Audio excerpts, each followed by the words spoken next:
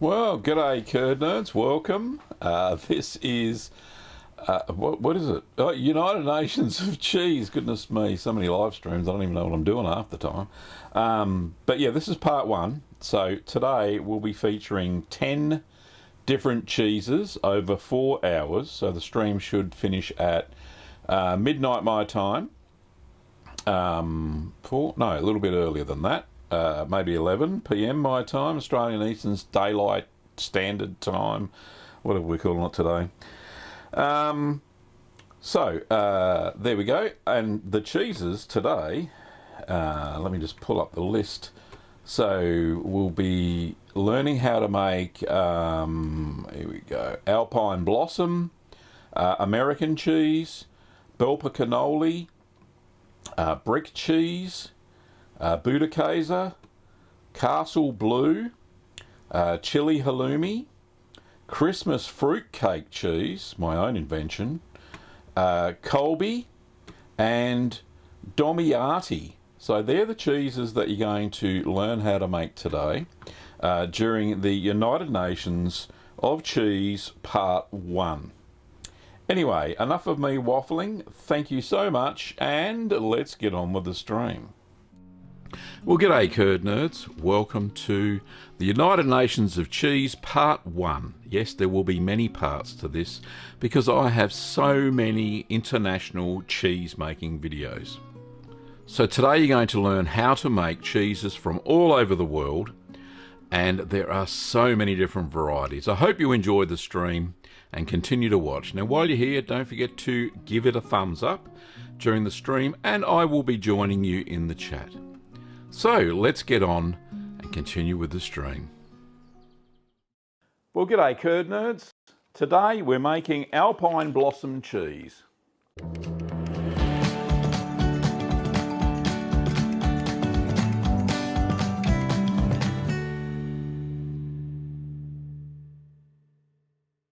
So Alpine Blossom is a variation on it's a Swiss cheese. I have seen them for sale in shops, not personally, but online. And it basically is a Swiss style cheese. I'm using a Gruyere recipe for this one with some variations to that, and you'll see that as we go through the video. And it's got some flowers and herbs pressed into the rind, but stuck on basically with some honey, some raw honey. Now the cheese is fully mature before I put the flowers on. So there is a 4-month period where you'll need to mature the cheese first before you add the botanicals and herbs onto the outside. Anyway, let me show you how I made Alpine Blossom cheese. So don't forget to sanitize your equipment. And I am using milk by Inglenook Dairy, pasteurized and unhomogenized. So the ingredients for Alpine Blossom are 9.7 litres or 10.25 quarts of unhomogenized cow's milk with a fat of about 3.8%, 300 millilitres or 10 fluid ounces of pure cream at 35% fat, 1/8 of a teaspoon of thermophilic culture. I'm using MOT 92, or you can use 1/4 of a teaspoon of Thermo B, 1/16 of a teaspoon of propionic Shimani, 1/64 of a teaspoon of Sacco LPRA or Danisco Holbach LC, 1/2 a teaspoon or 2.5 millilitres of single strength rennet, 1/2 a teaspoon or 2.5 millilitres of calcium chloride. Both have been diluted in 1/4 cup of non-chlorinated water. Finally, you'll need 18% saturated brine solution. So don't forget to whisk in the cream into the milk. So I'll do this for about a minute or so. And then start to heat your milk up to 32 degrees Celsius or 90 Fahrenheit.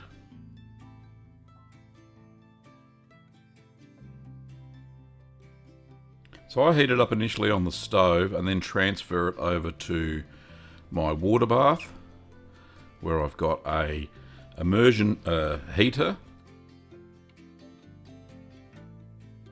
And I'm just taking a little bit of the water out because it kind of overflowed from displacement from the pot. And I've got that set at 33, which is about 1 degree over the target temperature of 32. So I'm just checking it. Yep, 32, fairly spot on there, which is good. So we're ready to go.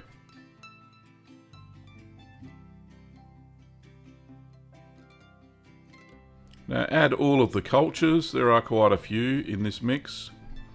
So first the thermophilic starter culture. Sprinkle that over the surface. And then the propionic shamani, which will add a nutty flavour to the cheese.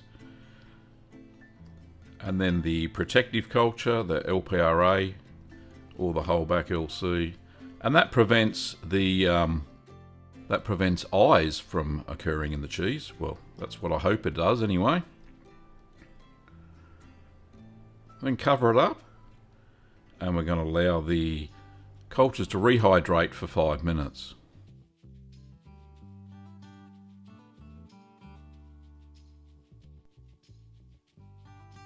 So 5 minutes later, we stir the cultures back into the milk.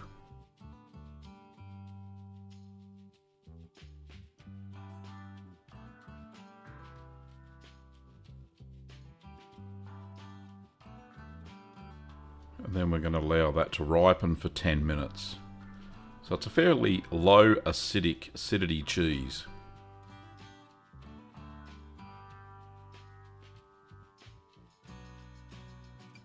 So there has some cream has floated to the top, and it's kind of like cultured, but I've just left it for the moment.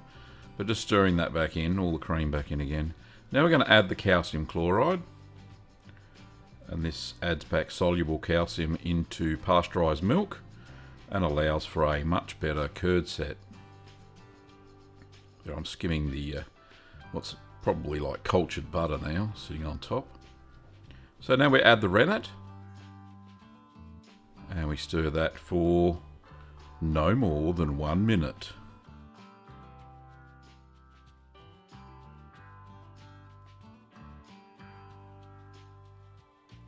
So cover that and allow it to set for 40 minutes.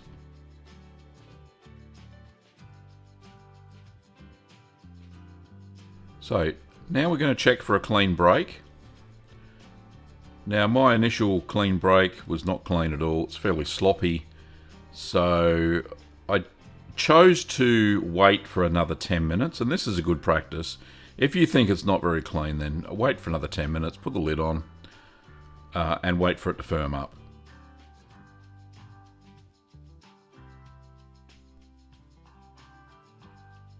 So then check for a clean break again.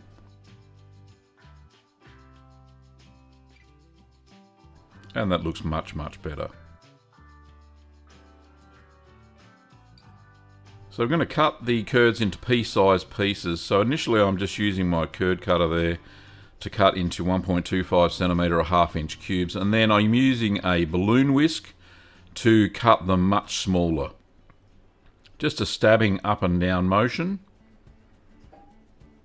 And I find this gets the curds to the right size. Now we're going to allow those to heal for another 5 minutes.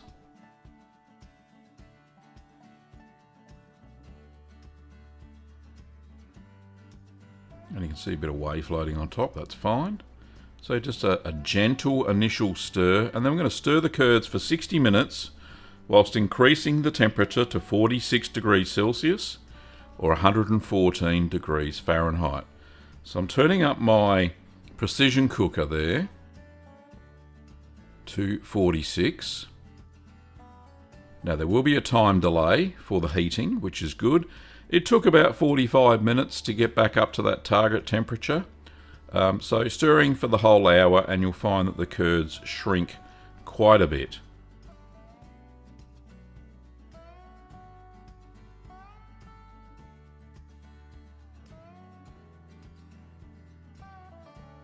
So continue stirring for that 60 minutes. So after the hour's finished, the curd should be the size of a plump rice grain.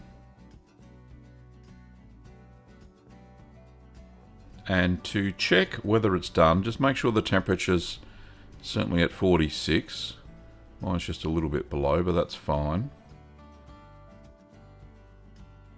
And with clean hands, just grab a handful of curds, give them a squeeze, and if they stay together, and you can then press them apart with your thumb easily, then they're cooked. They're ready to be pressed.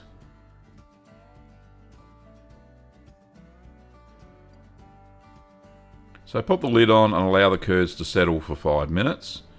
This just makes it easier to drain them in a minute.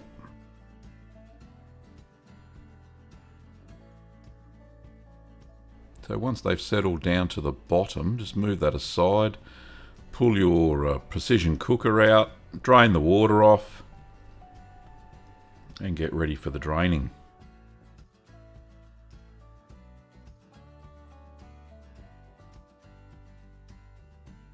So I've got a sanitised colander and basket there, and I've placed the basket inside the colander, and I've lined it with a loose weave cheesecloth. This just makes things a lot easier, and it's a bit of a trick to not have to handle the curds very much. So we're going to drain the curds through the cheesecloth. Now you can reserve the whey if you want to make something else with the whey.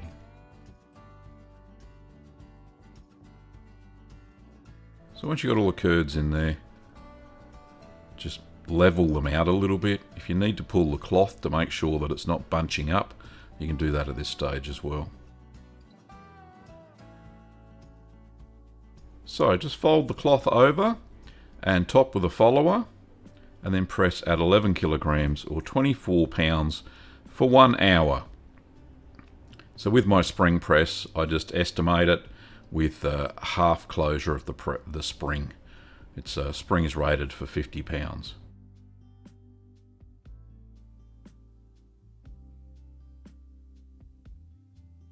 So the whey should be running clear. If the whey is cloudy, then you're actually pressing too hard. So you can see it's nice and clear as it runs off there. So I'm just spraying my hands with white vinegar there before I touch the cheese. Kills any molds or yeast that may be lurking on my hands. So I remove the cheese from the press. And just be gentle with this initial pressing, because it is fairly firm, but just be gentle. It might stick to the cloth.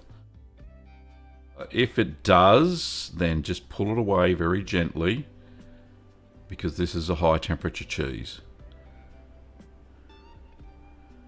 And I'm just moulding it back into shape there. It had a little bit of a lip on it. So cover the curds with the cloth and the follower and repress at 22.5 kilograms or 50 pounds for 18 hours.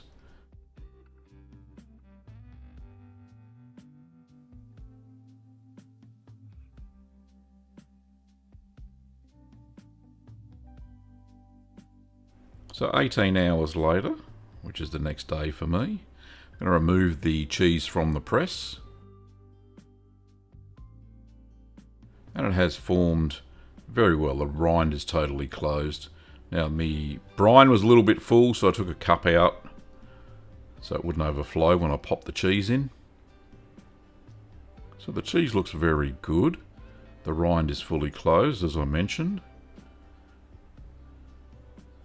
And it's ready to brine in the 18% brine solution.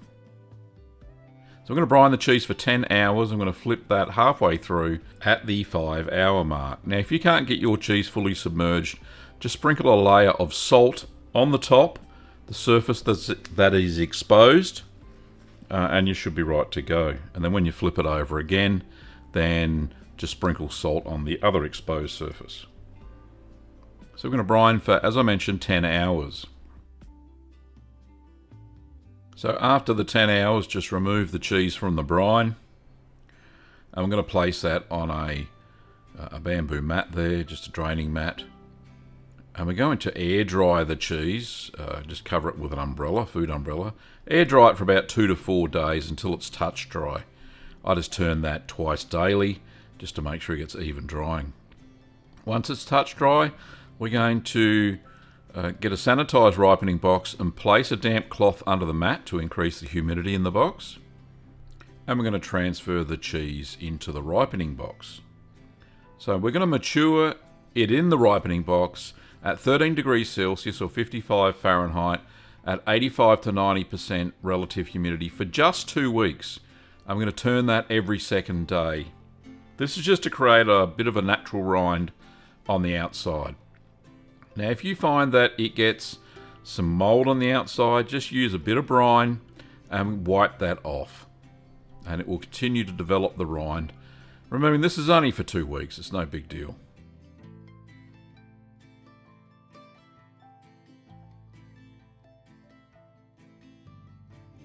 Then pop it back in the ripening box.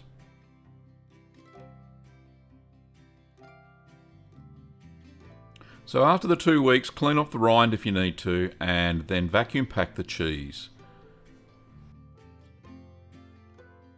So then we're going to mature it at 13 degrees Celsius or 55 Fahrenheit in the cheese fridge for a total of 4 months, and turn it every week to ensure ripening. So the blossom mix, you will need 2 tablespoons of dried red rose petals, 2 tablespoons of dried calendula or marigold petals, 2 tablespoons of dried lavender buds, 2 tablespoons of dried blue cornflower petals, 1 teaspoon of dried thyme, 1 teaspoon of dried marjoram, 1 teaspoon of dried oregano, 1 teaspoon of dried parsley, and 1 teaspoon of dried onion flakes. You'll also need some honey at room temperature that is quite fluid, and we're going to be using that for the glue to stick the blossom mix onto the cheese. Anyway, back to Gav. So the cheese is now mature, so it was ready for putting the flowers on after 4 months of aging. So I've aged it for the 4 months. I've got my blossom mix here. Now the blossom mix, I'll just read out what's in it. We have got dried rose petals, calendula flowers, lavender buds, blue cornflower petals, some dried thyme, some dried marjoram, some dried oregano, dried parsley, and a little tiny bit of dried onion flakes. So that's what's in the mix. I don't really know what's in Alpine Blossom mix, but looking at photos of commercially made versions of this, I've come up with my own flour mix. Now, to get it to stick onto the cheese, I've got some honey, and this honey was kindly donated to me by Heidi and Jeff, who you've seen the video of, who Jeff proposed to Heidi, and now they're engaged. So we've got some lovely runny, fresh, raw honey here. And I'm going to use a pastry brush, and I'm going to coat the cheese with that. So one side first to get it to stick on, and then I'll do the rest. It may be a bit sticky, so I might have to get some gloves. So I'll go and do that now. So let's cut into the cheese. Not cut into the cheese, sorry. I cut the bag open. So this cheese, as you probably already know, is a variation on Gruyere. My Gruyere recipe. That's in Keep Calm and Make More Cheese, my second book. Now, not a lot of moisture because I put this in a ripening box and wiped it with brine for about 2 weeks, and it's got no mold on the outside, which is fantastic. A little bit of funny pattern on the outside, but you won't see that in a minute anyway. So what I'm hoping to do is do one side with the honey very lightly, and then put it in the blossoms, and I'm expecting that the botanical mix is going to be, and herb mix is going to go everywhere. So I think this is going to be a fairly messy job. Anyway, let's go. But it smells lovely, really does. Right. So this is just a natural bristle pastry brush. One of the natural bristles is, there we go, other doggos will enjoy that. Nice honey brush, get off. Right, so just a very light coating. I don't want to make this too crazy. or too sticky. I want it just enough stickiness so that the flowers will stick to it, and herbs, of course. So make sure that the honey's not candied, which would happen if the honey's fairly old. This is very young honey, if that makes sense.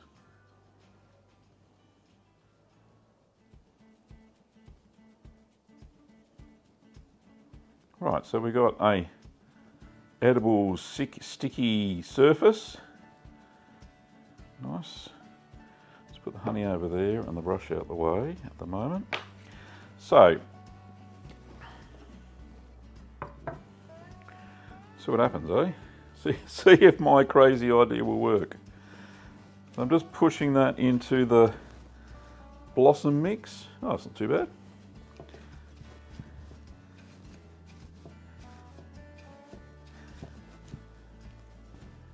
That looks pretty good. Yeah, nice. All right, I'll just sprinkle some of the herbs on that didn't quite make it. Got a lot of flower petals on there, but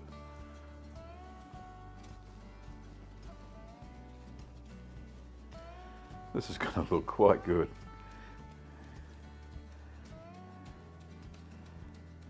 Right. Shake the sprinkles off. Right, so this is where it's going to get messy. On one side. Right, so flowers are going to come off as I'm going to do the outside, the rim of the wheel.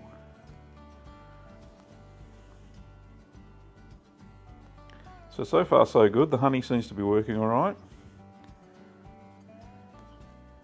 Now I'm getting flowers in my honey. Stop it.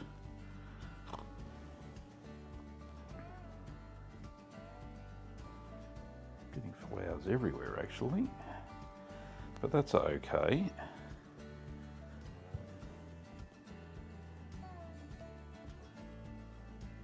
They are falling off. So what the plan is, once I've got the blossom or the herb mix, whatever you want to call it, blossom, we'll call it blossom mix, shall we? Once that's all on there, then I'm going to vacuum pack it for a couple of days. I think there might be some flavour that will infuse into the cheese. I don't think there'll be much. Right. And then we'll do a taste test. So there we go.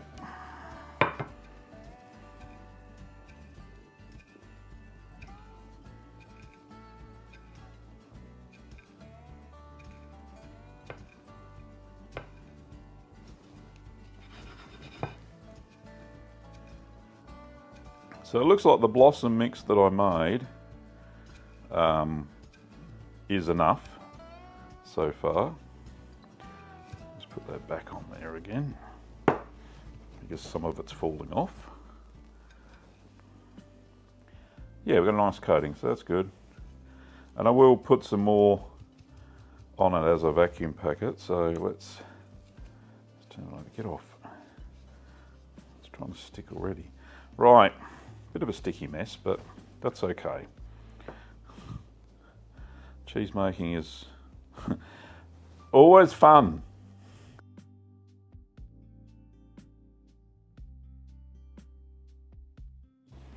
There we go.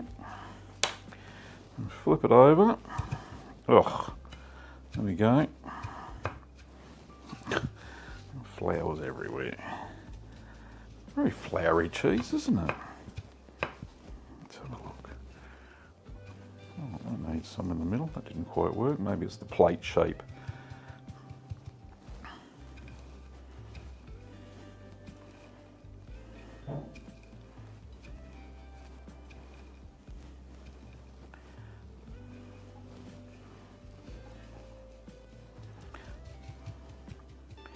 Right.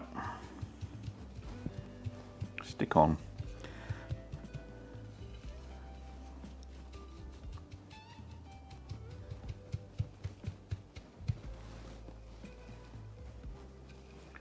So the honey's drying out, the herbs are absorbing the honey, and look, I think we've got a fairly good coating there.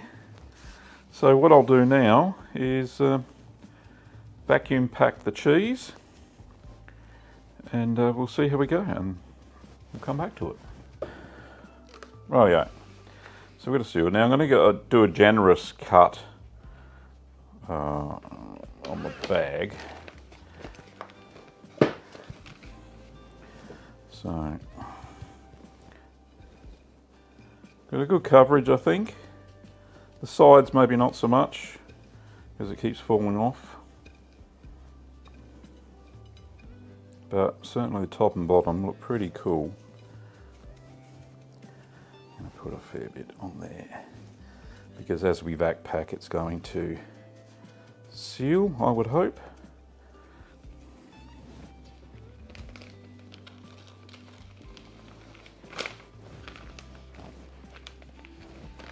There we go. Flowers everywhere.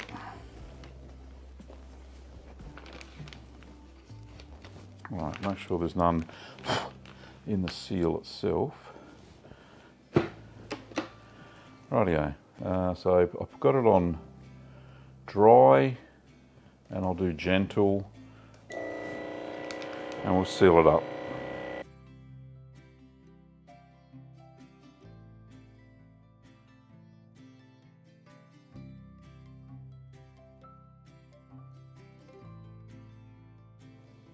Right, so that's sucked a lot of the air out. Well, it's supposed to. It's a vacuum packing machine.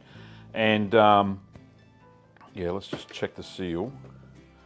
Yeah, not bad. We'll do another one.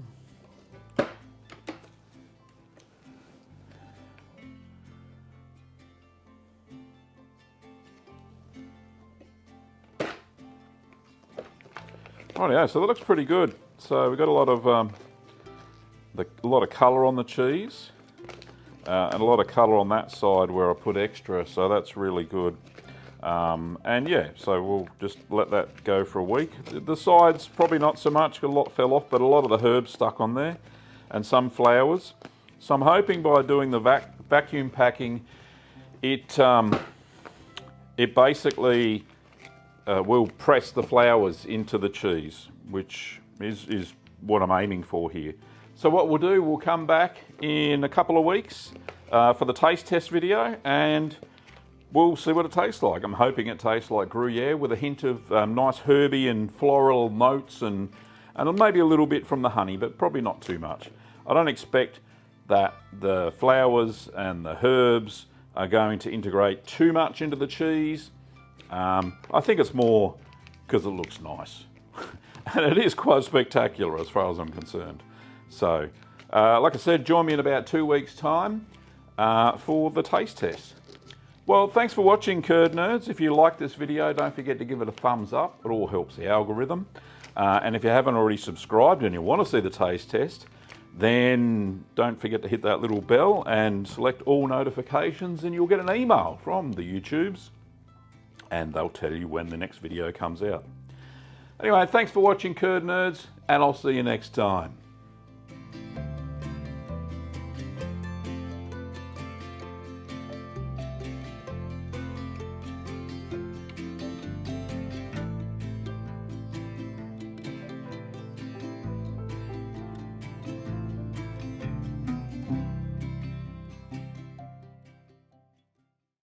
Well, g'day, Curd Nerds.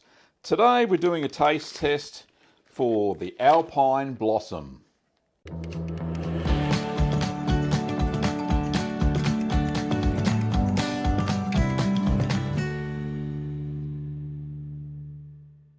So you saw just before Christmas that I put flowers all over and herbs all over the cheese that I made, the Alpine style cheese. And I was going to taste it on the 3rd of January. Well, it's now the, 10th of January? That's okay. Another week wouldn't hurt.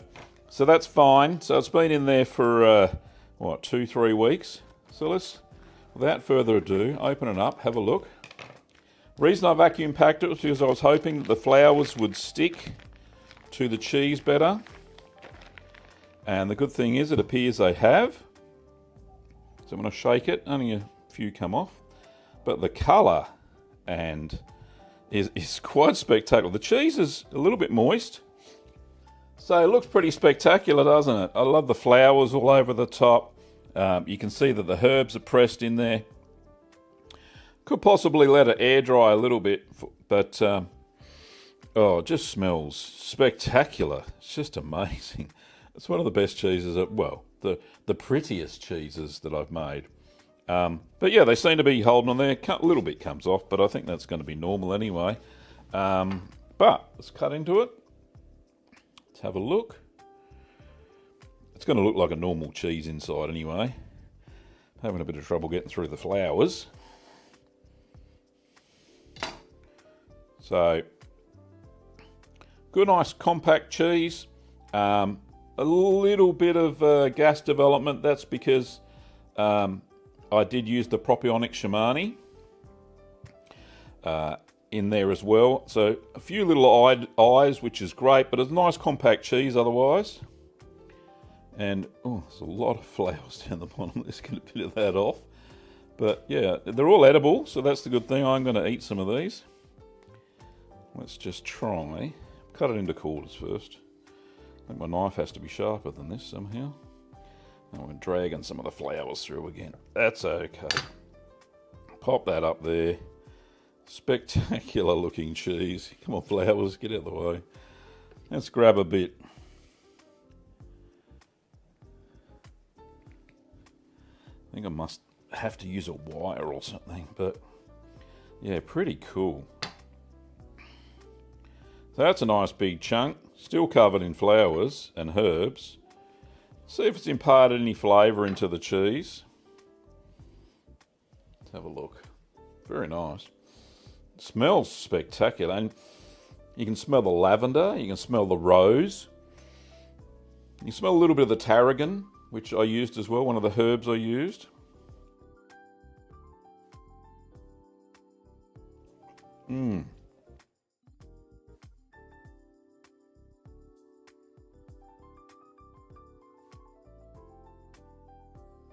It definitely tastes very much like Gruyere, which is the style I made for this cheese, but there's these lovely afternotes. Lavender, rose, but the herbs come through as well. A little bit of onion was in there as well. Just on the outside, onion flakes. Just a tiny bit. Beautiful cheese, great flavour.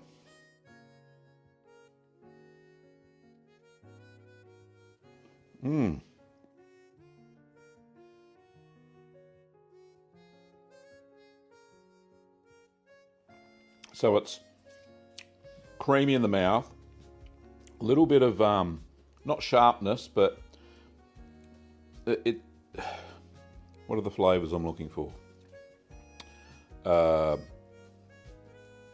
Earthy would be a good flavour to describe it. Certainly umami.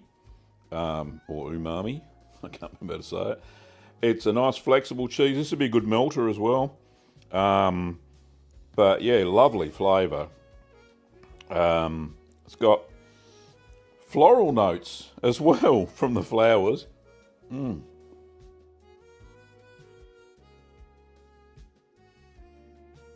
So it's a little bit nutty from the propionic shamani that I put in there, so that's really nice. But yeah, all in all, great cheese.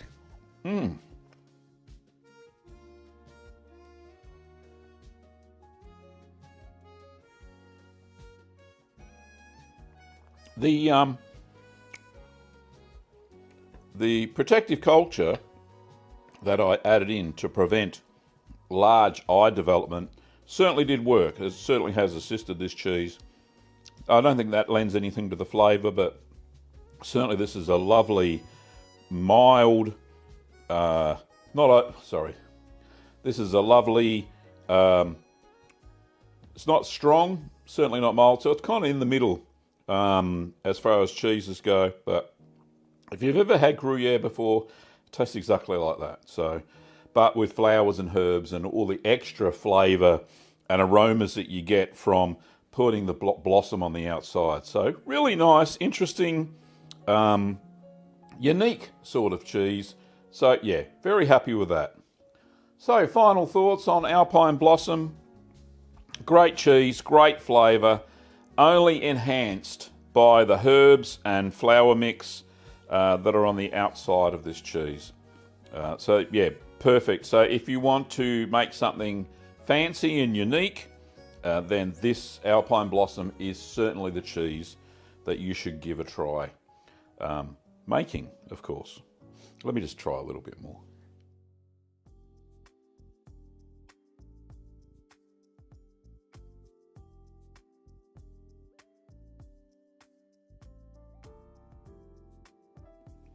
I think I had a cheesegasm. So good. All right. So Alpine Blossom, if you want to make it, the recipe will be in the description below and in the end card. So if you want to make this one, probably best to start off getting the Italian cheese kit that we have in store. And I'll put a link to that somewhere in the info cards. But you'll need extras like the propionic Shimani protective culture if you're choosing to use that. And obviously the flour mix. It wasn't difficult for me to get the flour mix. I had to buy the herbs in, of course, but we have the flours because we actually sell the flours and stuff. We don't sell them to eat. We sell them for soap making, but because it was for my own personal consumption, I just used what we had in stock. However, you should see if you can find any dried flowers from a proper herbalist or what have you, flour provider. But having said that, fantastic cheese. Give it a go and highly recommend it. Beautiful flavours. All right, well, thank you for watching, Curd Nerds, and I'll see you next time.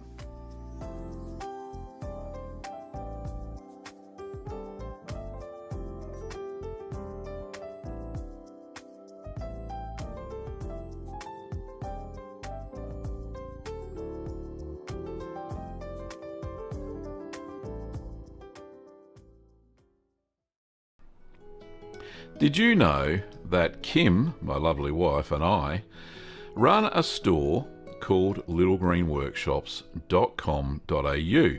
Now, Little Green Workshops is a labour of love. We started it way back in 2014, well, the online presence anyway. And it's to provide the Curd Nerd community with a facility to make their hobbies and their dreams come true. We supply kits, as you can see behind me, supplies such as rennet and starter cultures, calcium chloride, salt, and the like. As you can see here, we have just about all of the equipment and ingredients that you need to make your own cheese at home. So if you would like to see the channel grow and be part of the Curd Nerd community, you could do no better than picking up your supplies, equipment and kits over at littlegreenworkshops.com.au. I hope you're enjoying the stream, and don't forget to participate in the chat. I'm there most of the time. Anyway, back to the stream. Well, g'day, Curd Nerds.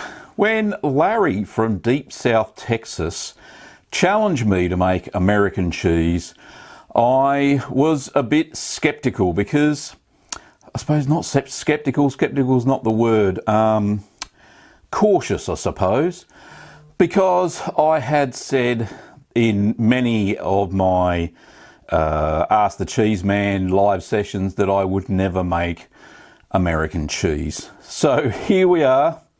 This video is going to be about how to make American cheese. However, one caveat, it had one ingredient that was foreign to the cheese making process, and that is sodium citrate. Now, sodium citrate is a simple salt that is easily made at home, and in fact I made sodium citrate myself using sodium bicarbonate and citric acid. And it's a very simple process you go through to make the sodium citrate powder. Anyway, I thought because I have a love of chemistry as well, that I'd take up Larry's challenge. So let's see what Larry had to say about me and never making processed cheese. I started watching Gavin Weber's YouTube channel about 6 years ago, and he inspired me to make my own cheese. And I've been making cheese for the last 6 years, and always trying to come up with a cheese that will melt well. So one of the first things I do with every cheese when it's ready is make a grilled cheese sandwich to see how it melts. Some of them don't melt at all, some of them get a little bit soft, and some of them melt a little bit around the edges. So I haven't really achieved my goal of making a cheese that melts well. So I'm going to try making my own American cheese. Well, let's see what my #1 cheese-making mentor has to say about it. If it doesn't taste like cheese and pretends to be cheese, that is terrible for me as well. So many processed cheeses I think are disgusting because they have far too many additives. They don't have enough cheese and they're not made in the traditional manner. I'm a bit of a purist as far as making cheese goes. Well, Gavin doesn't have a good opinion about processed cheese, but without it, how are you going to make that melty grilled cheese sandwich or that classic American cheeseburger? Nothing else melts like American cheese. But then, as I was watching one of Gavin's live streams, I heard something that just knocked me off my feet. Let's take a look at that. However, I have found a recipe on how to make American cheese. So those people who have been asking me, all those heathens, have been asking me to make American cheese, which is a processed cheese, I have found a recipe and I'm thinking of doing it. I don't know, should I? Maybe. So did you see that? Not only is Gavin thinking about making American cheese, he actually wrote it down on his cheeses to make list. Well, we all know that just because Gavin writes a cheese down doesn't mean we're going to see it in the near future. But if you're watching this video, that means he gave it a go. I can't wait to see how it turns out. Back to you, Gav. So thanks for that, Larry. Yes, I had said all those things, and yes, I stand by them. But as I said, the only thing that's foreign to this cheese making process, or to make processed cheese or American cheese, is sodium citrate. So I am using 2 of my own creations, my Cheshire, and I used blue Gouda for my cheese. So let's go and check out how I made American cheese. So the rest of the video will be in 2 parts. The first part will be how to make sodium citrate, but you can buy that in specialty stores, so you can skip ahead if you want to the cheese making part. I'll put the timestamps below. Now, the first ingredient we're using or measuring out is just water. I'm using pure water, 125 grams. Next ingredient I'm measuring out there is sodium bicarbonate or bicarbonate of soda. So we're going to be measuring out 97 grams of bicarb. I'm so close.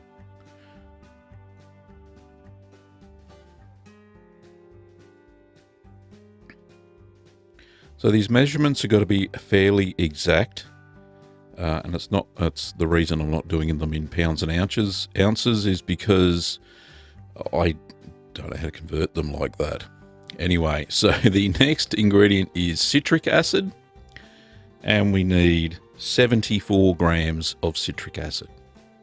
So this is anhydrous citric acid, so it dissolves in water. Most of the citric acids you get in the store are anhydrous.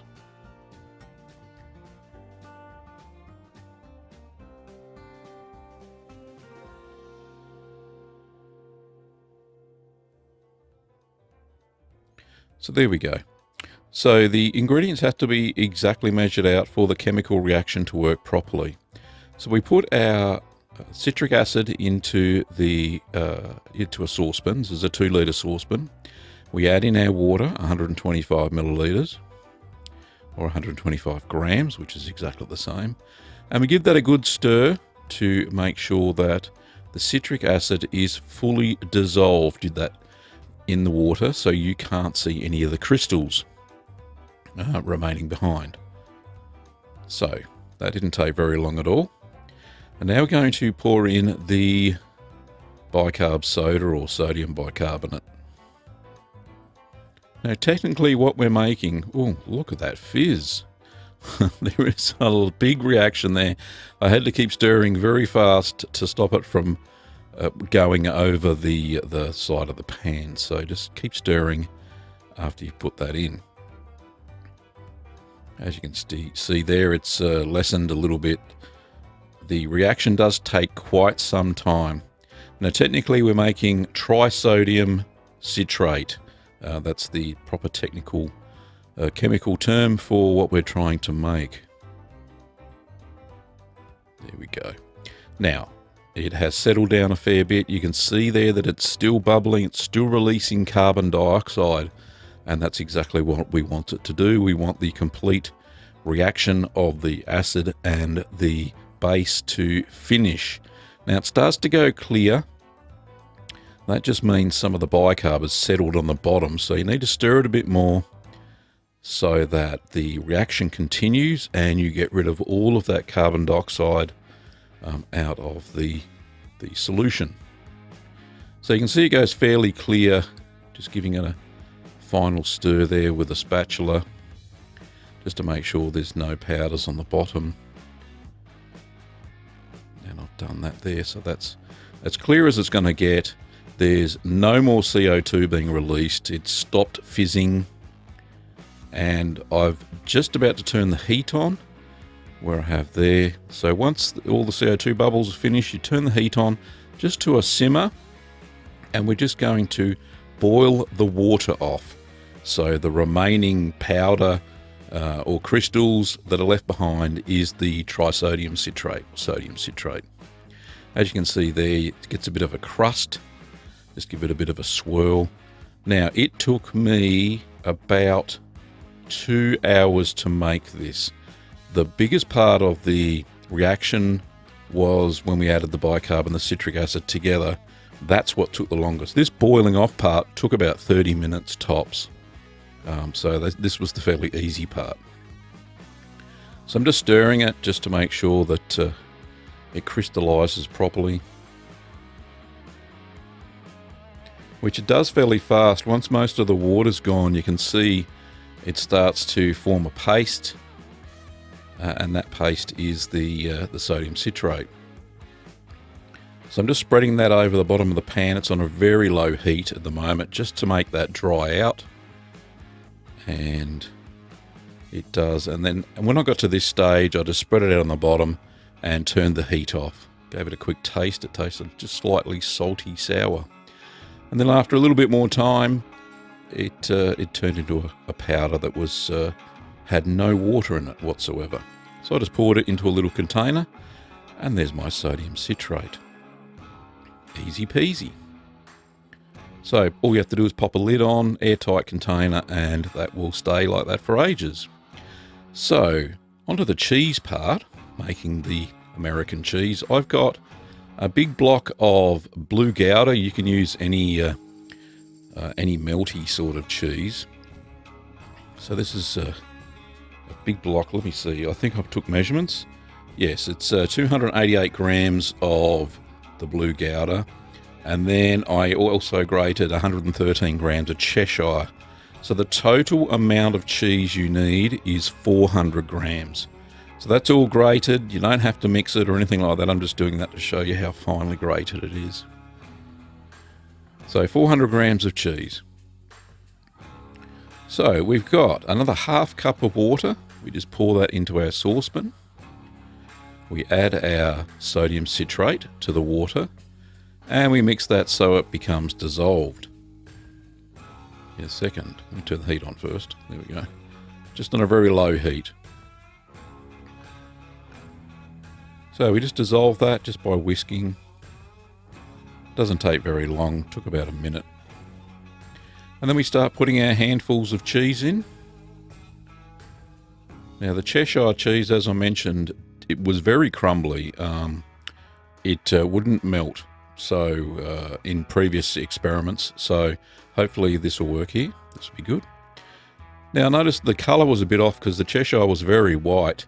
So I decided at this stage to put in 2 drops of annatto, just 2 drops. There we go. And that gave it a little bit more colour, a little bit more a colour that resembles American cheese, or for me, Kraft Singles. So you just keep stirring until it's smooth and oozy, which is absolutely perfect. Now you could lessen the water a little bit. I used a 25% water, just the amount of cheese that I had, and that gave it a good consistency. So you can actually pour this on nachos right now if you wanted to. It will be absolutely perfect. I chose to put it into molds, as you can see there, just to give it some form. Now this is a rectangle 6-cavity food grade mold. So I managed to get 5 good sized cheeses out of it. Now from here on I popped it into the fridge, just normal kitchen fridge, for 1 hour just to firm up. You can leave it longer, it doesn't firm up anymore. It just goes solid enough that you can use it. So what does it smell like? Well, it should smell like the resultant state of the 2 cheeses that I used, the Blue Gouda and the Cheshire.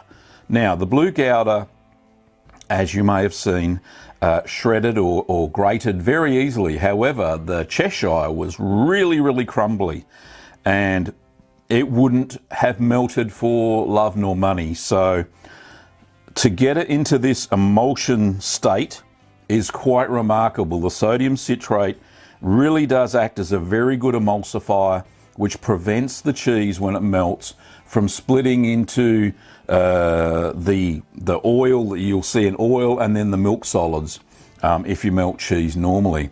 Anyway, so let's turn one out and see what it looks like, shall we? So popping it out of the mold, it seems to come out of its form okay. Let's have a look. Do we have a complete rectangle of cheese? And we do. Look at that. Let's pop that aside.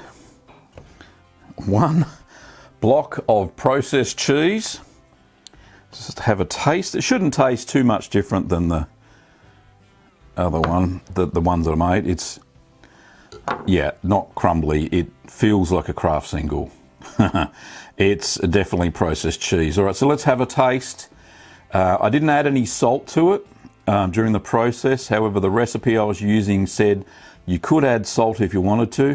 You may have noticed that I put my finger into the molten cheese ooze and tasted it, and it was fairly salty already. That is really remarkable. That tastes exactly like processed cheese, or what we call it over here.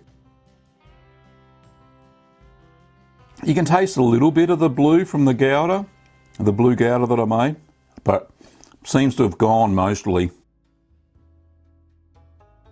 Definitely. That is so much like Kraft processed cheddar cheese from when I was a child. It is just, it's taken me right back. Crazy.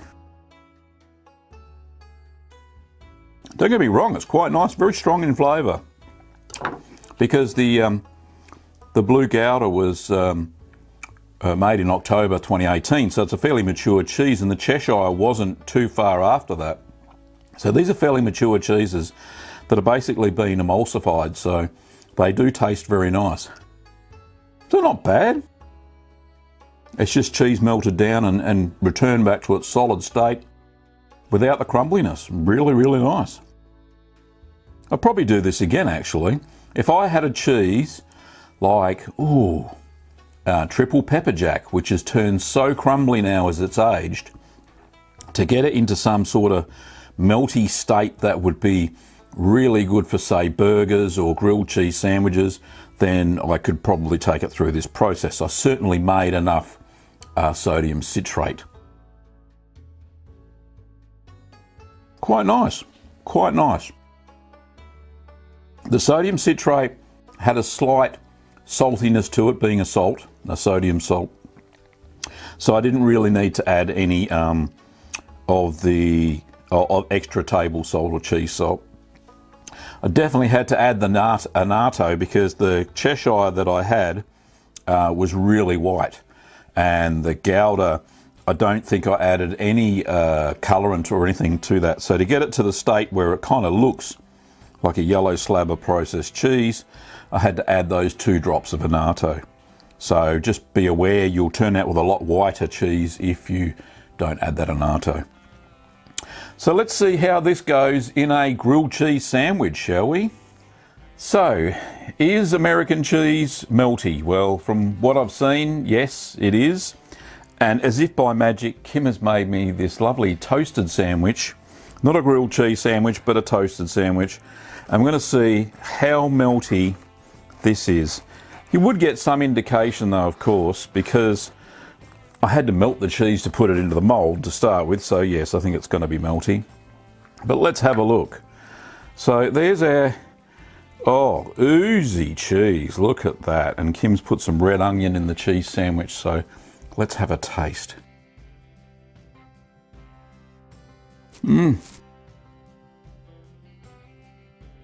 Oh, that is lovely. Perfect melty cheese. Not the natural way, but it'll do.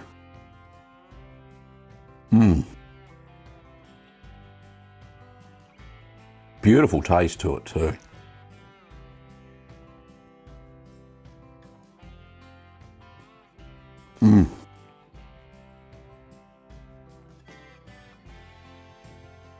Well, that'll do, curd nerds. As you've seen, that's how you make American cheese. Beautiful toasted sandwich to go with it afterwards. But I'll wrap that up in cling wrap and pop that in the fridge. And we'll eat that over the next few months. I think it'll stay preserved. It won't age due to the sodium citrate, but it will stay the same, exactly the same as it is right now. A good cheese, good experiment.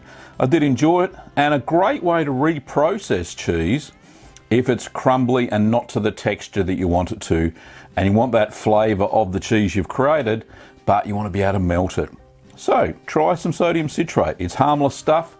It's in so many products that you don't even know. Check it out on Wikipedia.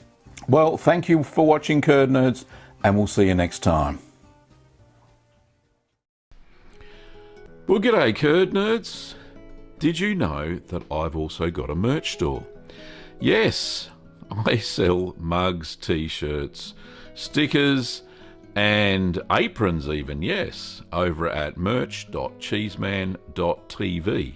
You can see that most items are very inexpensive, and they are also fulfilled from Australia, Canada, the United States, and the EU. So no matter where you are throughout the world, the shipping times are very fast. So the merch is fulfilled by Fourth Wall, which is a merch or print-on-demand company, and I find their services to be top rate because I've tried many different print-on-demand services. So, because I order the merch myself, like this cup, talk curdy to me, then you can see that I have experience in receiving my own merch at good times, and they are good quality. So if you want to check out and support the channel, then pop over to merch.cheeseman.tv. Thanks for listening to my little advert, and I hope you're enjoying the live stream.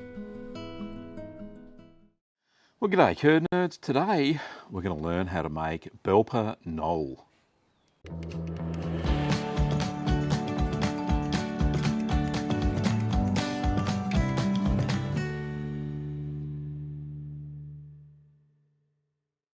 Well, Belper Knoll is a cream cheese that has been covered in black peppercorn. It also has the inclusion of garlic and some salt as well. And that's fresh garlic, and it's aged for about 4 weeks. Now, I've aged this one for about 2 weeks, but before we cut into it and have a taste test, let me show you how I made Belper Knoll. So I'm using milk by Inglenook Dairy. This is pasteurised, unhomogenised milk.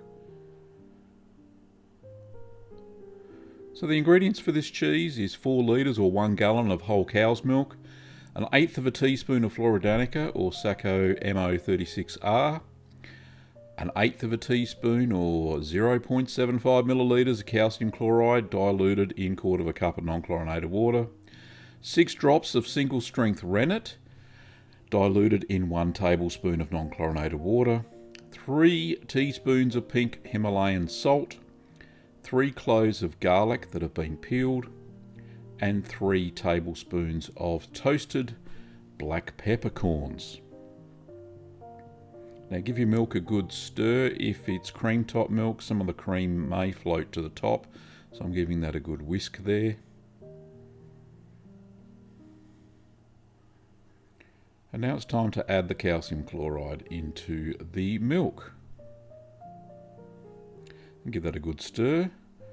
This helps the curd to set when you're using a pasteurised milk.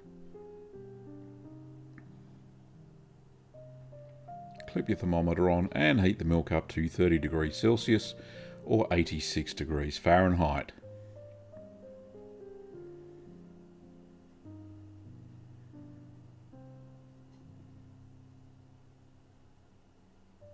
Now we're going to add the starter culture. We're going to sprinkle that all over the top of the milk.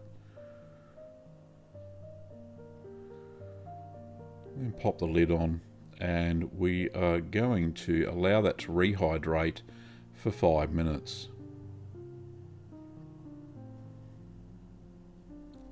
So 5 minutes later, we're just going to give that a quick stir and stir that into the milk. Just checking the temperature, that was still 30 degrees, so that's good. Now we're going to add the rennet straight away without any ripening time. Just pour the rennet in there and give it a good stir for no more than 1 minute. So cover that up, and we're going to allow the milk to set now for 12 to 18 hours. Wouldn't be able to drop that iPad in the milk. Now 18 hours later, I checked at 12, it wasn't quite ready. At 18 hours, the curd had come away from the side of the pot and there was a layer of whey sitting on top of that. That's when you know it is ready to drain the curds. So we're going to ladle the curds now into a butter muslin lined colander. And that butter muslin is a tight weave cheesecloth. So just ladle all of the curds into it, it will drain freely. So just get all of the curds out of the pot as best you can.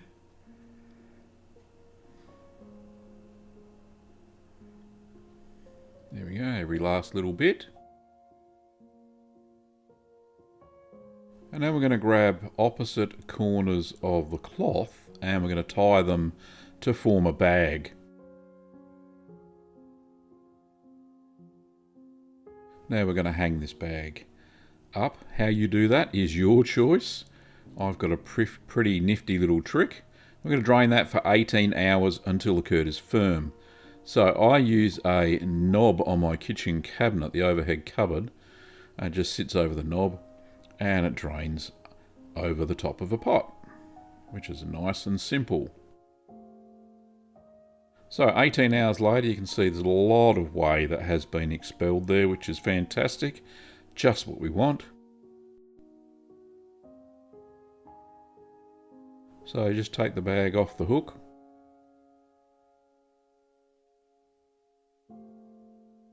You can do what you want with the whey. And just turn the cheese into the bowl. Got to take it out of the bag first though, of course. There we go. Nice and easy, just roll it out like a big ball. Okay, so just break the cheese apart because you're checking for firmness. You don't want any moisture to be in there. It's a fairly firm cheese. And that looks pretty good, that curd.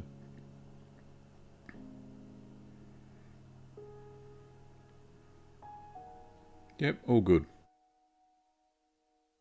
So there are the ingredients. We've got the black peppercorns, we've got the 3 cloves of garlic, and we've got the Himalayan salt.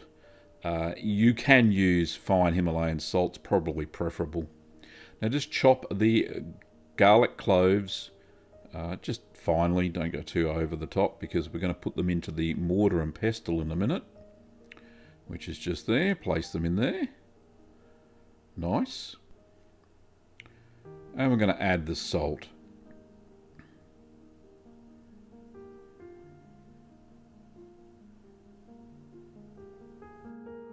So I put 1.5 teaspoons to start with, but you will need to add some more salt later. So grind that well into a smooth paste. So using the mortar and pestle. Or pestle. There we go, lovely looking paste there. Not much of it, but a little bit goes a long way. So we're going to add the garlic salt paste to the cheese and we're going to mix that in well. Now don't do what I did and don't use a silicone spoon because it gets bendy. Use a wooden spoon like that one.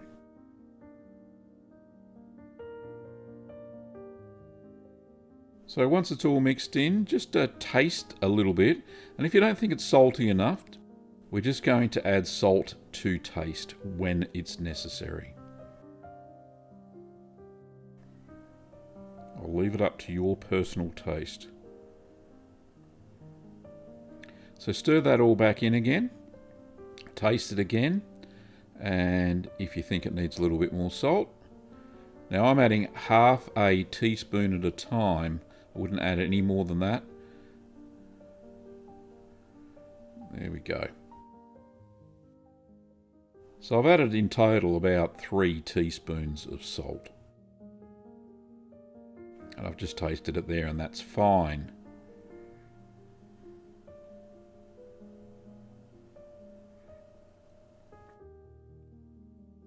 So I'm going to cover that with plastic wrap now and we're going to refrigerate for 30 minutes just to help it firm up for the next step.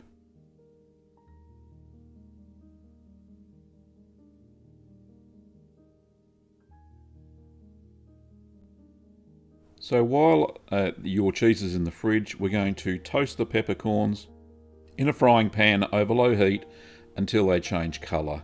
Now it only takes about 2 minutes for this. So don't get too excited, don't walk away from the stove. And you can see they're brown there, so just pour those into the mortar and pestle and grind until they're medium fine. This took me about 10 minutes.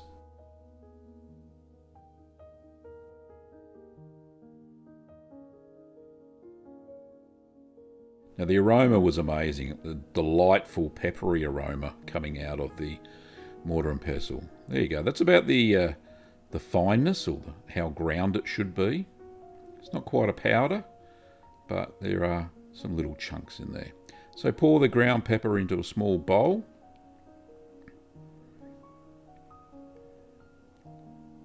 And then get your cream cheese, which essentially it is. And we're going to form the cheese into 5 even-sized balls. So it's between the size of a golf ball and a tennis ball, so halfway in between that. I couldn't think of a ball that was in between that size. Anyway, so make the 5 even-sized balls.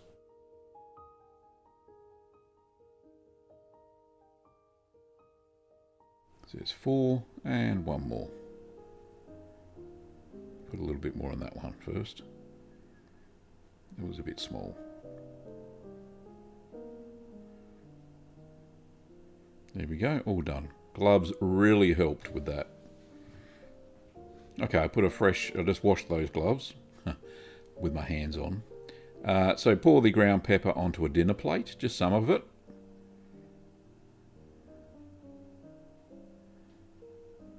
Probably about half. And then make sure you've got a board with a mat that's been sanitised, ready to go. There we go, everything in its right place. So roll each cheese in the ground pepper until it is fully coated.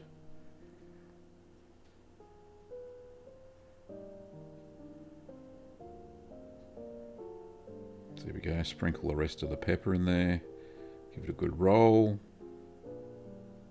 And that's the last of the pepper, so I think I was a little bit short. Maybe not. That's not a bad job. Got all the pepper on all of the cheese balls. So place the cheese balls on a mat and air dry them at room temperature for 2 days. Now they will change colour from this darker peppery colour to a lighter colour, and you'll see that in a minute. So I turned them every 6 hours. Now they were a bit soft, so instead of staying in their ball shape, they kind of went into little squares, but that's okay, or cubes. No big deal. So this is day 2.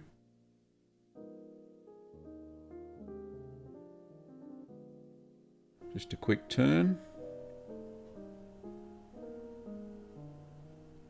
And this is early on in day 3. You can see it's totally changed colour. The pepper's gone a lot lighter, and this is when you know it's fairly dry. Dry enough to put into the cheese fridge and ripen that at 13 Celsius or 55 Fahrenheit for 2 to 6 weeks, and turn it every 2 days for even drying. Anyway, back to Gav. So there you have it, fairly easy little cheese to make. Basically you make a cream cheese, add some garlic and salt, and then roll it in pepper.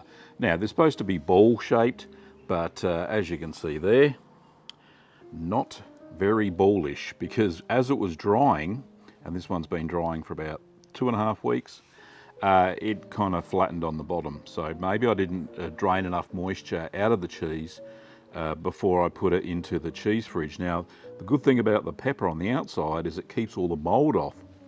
Now, I've had this just sitting in the cheese fridge without any covering over the top. It's been fairly humid in the cheese fridge, about 80%, and it hasn't been in a ripening box whatsoever because I wanted it to dry out as much as I possibly could. So that's what we've done. Anyway, let me cut into it and have a look.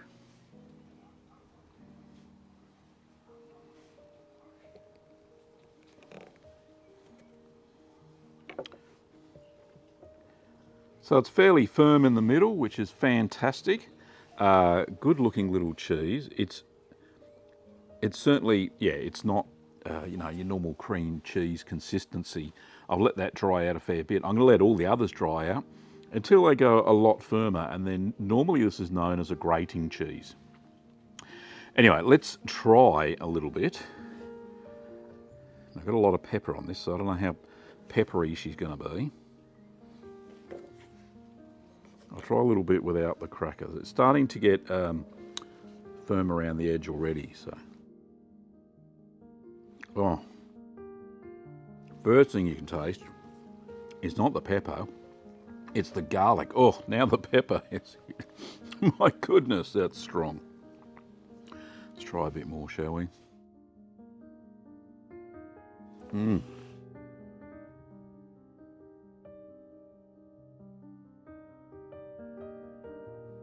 That is very, very nice. Got the garlic and salt flavour on the inside. It's well salted. So there's enough salt in there, that's for sure. And the pepper all over. Oh, absolutely delicious. Oh, fiery little thing, that's for sure.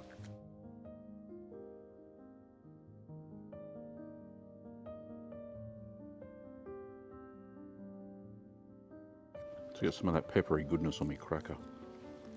Well, let me tell you, that is a great little cheese. My mouth is, well, fairly on fire at the moment because of all the black pepper. But yeah, she's a fiery little one. Great little cheese. If you get a chance to make it, then please follow the recipe. Yeah, you won't be disappointed, that's for sure. Like I said, I'm going to let them harden a little bit more. The other ones are going to stay in the fridge for a while. So I may do another taste test video in probably 2 weeks' time to see what they're like when they're hard and see if they're actually, you can grate them or not. But nice and firm, beautiful garlic peppery flavour with just the right amount of salt. So that's Belle Pinole. It's a very lovely little cheese.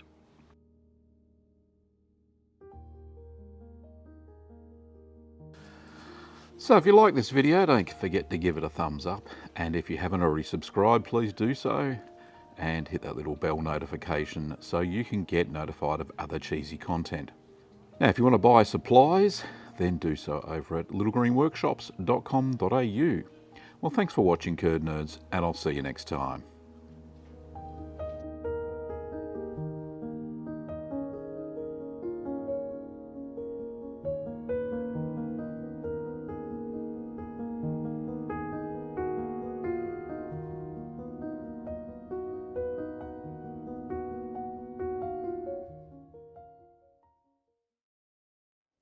Well, holy cannolis, Curd Nerds. Today we're going to decide whether the Belle Pinole was a success or a failure.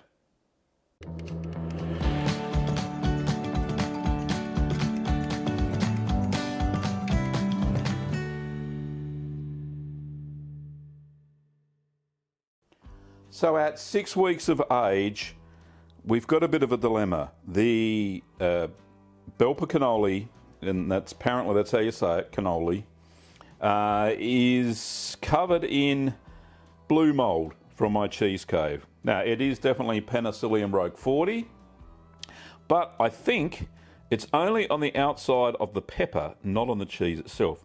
The cheese is really, really firm, so perfect for grating. So what I'm going to do is I'm going to scrape some of the pepper and some of the mold off. Instead of smelling like blue mold, it still smells like pepper and garlic. So I'm going to scrape a bit of this off, and then we're going to try and grate some of it with the really fine grater that I normally grate hard Italian cheeses with, or even some coarse, and see what that tastes like, to see if it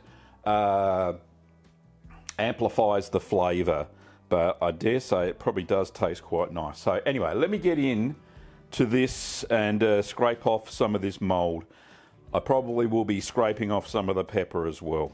So just put them aside, do one at a time, get rid of the mat. Got my little cutting board there.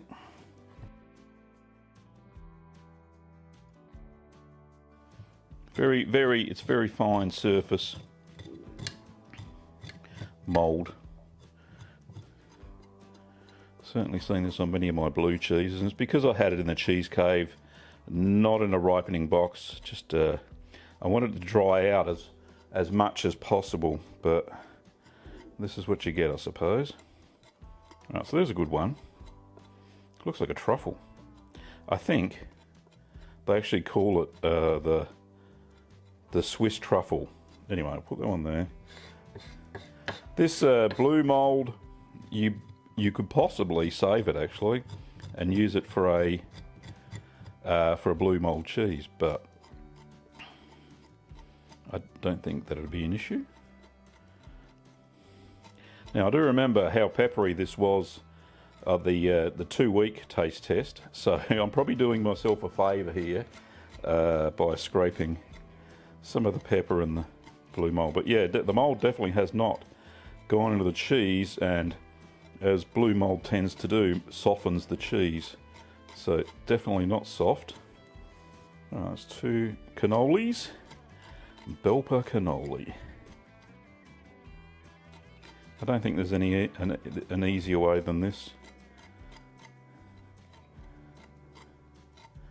God, I've got some pepper on here, I tell you. It's really caked into the cheese. That'll do. And lucky last, this one's probably the worst.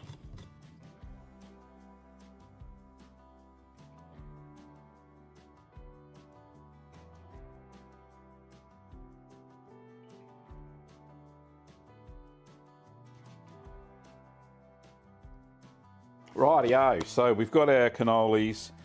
What I'll do, we'll do a couple of things. Whoop. So we'll cut into one. Oh, they are quite firm. Oh, nice. So, yeah, light, nice paste all the way through. Oh, the garlic, my goodness. Can't smell that blue mould. Garlic and pepper. That's what she's smelling like right now. Let's have a little bit off the side. Slice is okay, a little bit crumbly, but that's okay. So what does it taste like after it's been demolded? Well, here we go. Oh, garlic smell, lovely. Pepper.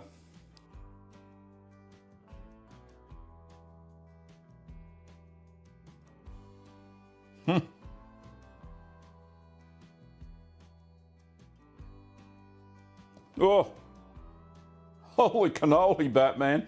I tell you what, that is hot. That is, that is even hotter than it was the first time, as in peppery, fiery hot. The garlic flavour though, oh my goodness, it's fantastic. So much more intense, the flavour, at 6 weeks compared to 2 weeks when I first tasted it. Oh, bloody hell. Let's try another bit. This one is caked in pepper though, of course. What can you do?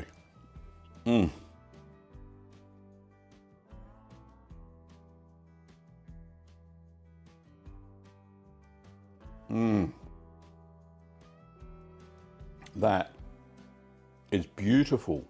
Perfect. Huge, intense, massive flavour burst. Garlic, cream cheese, pepper. Pepper's the foremost, obviously. Well, let's try and grate some. It's should work all right.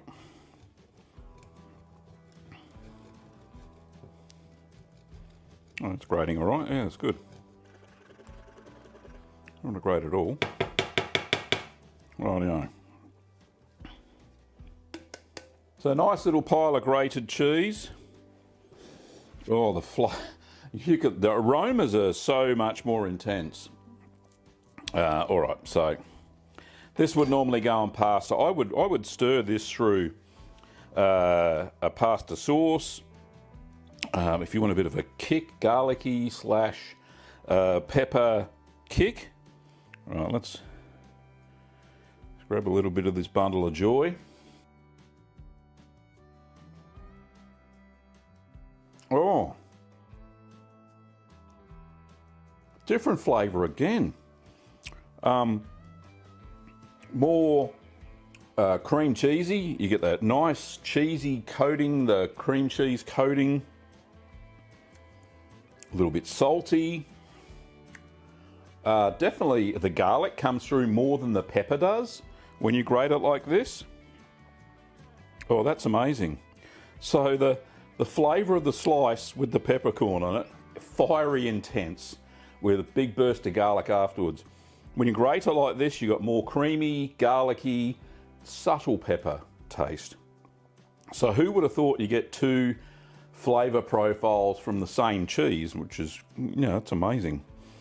But yeah, these are great. So what I'm going to do, I am going to vacuum pack these little balls now for storage, for, you know, use on pasta and stuff like that. So I think they're a hit. I think they're not a fail. I think they're a success. Great little cheese. So do yourself a favour, go and make some Belper cannoli, and yeah, you'll be satisfied. Even if you get some blue mould growth on the outside or white mould growth on the outside, it's only on the pepper itself. Not harmful to human consumption. You could even eat it because it's blue mould, Penicillium roqueforti, and yeah, there'd be no issues whatsoever. But yeah, good looking cheese after you get the mould off it. But the taste for slicing and eating, so it's slicing, pepper burst, then garlic, then a little bit of cream cheese. When you grate it, more creamy, then garlic, then pepper. Crazy opposite, total opposite. Maybe that's because we're going from the outside in the first time and then inside out on the second time. I suppose that's how it works. Anyway, hope you enjoyed the video. If you did, give it a thumbs up. If you haven't already subscribed, please do so, and ring the little bell to get notified of upcoming cheese videos. The kit, what would I use? Probably the soft cheese kit or the fresh cheese kit. We've got 2 kits that'll probably suit this cheese, but make sure you get an ample supply of fresh garlic and some peppercorns that you can crush either in a coffee grinder or a mortar and a pestle. Anyway, thanks for watching, Curd Nerds, and I'll see you next time.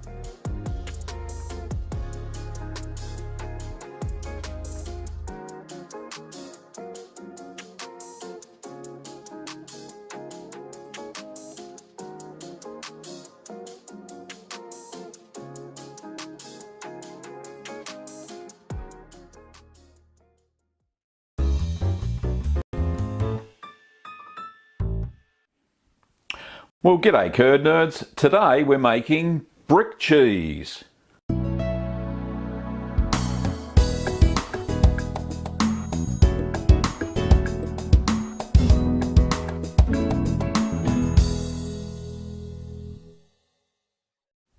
Well, brick cheese was originally made or invented in Wisconsin in the USA.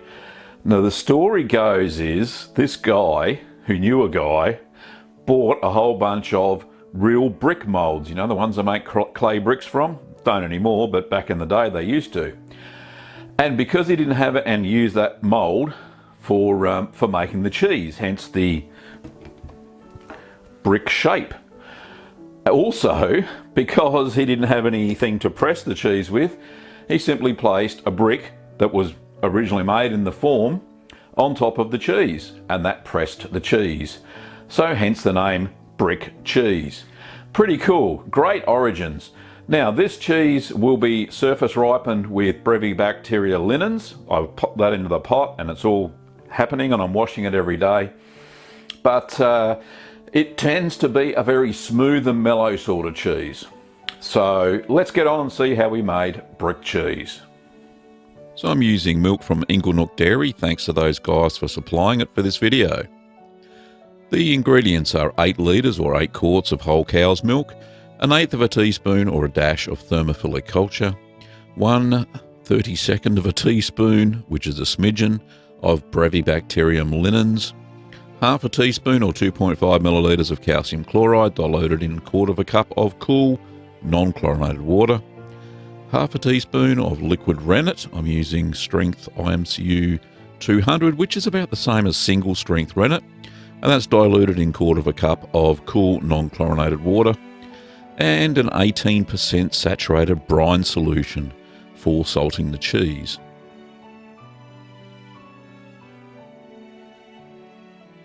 Now I've turned the heat on to warm the milk up, pop my thermometer on there, and by the magic of television it is now at 32 degrees Celsius or 90 degrees Fahrenheit.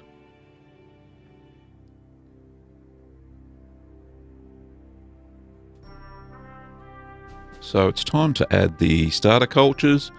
I'm now adding the thermophilic starter culture to my milk after a quick stir. So I'm using MOT 92, which is a good all-rounder thermophilic starter culture.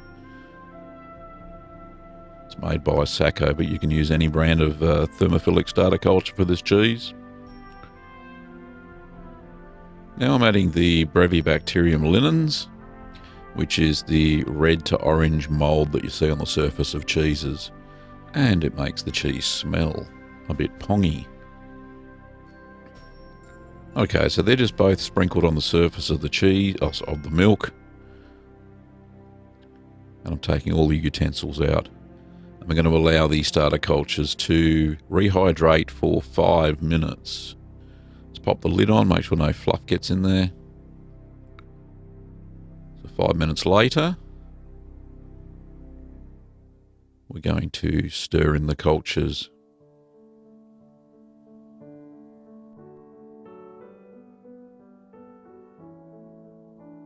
So I'm doing a top to bottom stirring motion there because this is creamline milk or unhomogenized milk, and it tends to the cream tends to float to the top in between these stirrings and addings and all that sort of stuff. So I've thoroughly mixed those cultures through. Now we're going to cover and ripen for only 15 minutes at 32 Celsius, 90 Fahrenheit. It's a very short ripening period because this is a very mild cheese. Okay, so 15 minutes later, after a little bit of lactose has been converted to lactic acid and prepared the way for our addition of our rennet. And just checking the temperature, it's a little bit higher than it should be, so it's 33.5. It should be 32, but that's okay. It'll cool down again in the next stage. So I'm just adding the calcium chloride solution to the milk. What that does, it puts back soluble calcium, which helps assist a curd set if you're using pasteurized milk. So I've thoroughly mixed that through, and now I'm going to add the diluted rennet. Let's pour that in while I'm stirring. And we stir for no longer than 1 minute, because this sets fairly fast. So good stir through, less than a minute, take your utensils out, and pop the lid back on. Now we're going to cover and allow the milk to set for 40 minutes at 32 Celsius, 90 Fahrenheit. So after the time had elapsed, this is what I came back to. I checked for a clean break, and I didn't think it was firm enough. It was still fairly runny, hadn't firmly set, so I popped the lid back on, and I set the timer for another 15 minutes. So 15 minutes later, I checked again, and that's a much better clean break. I was happy with that, and it was time to proceed on and cut the curds. So using my curd cutter, I cut it into 1 centimetre or 3/8 of an inch cubes. And I'm using my curd cutting knife to cut the vertical.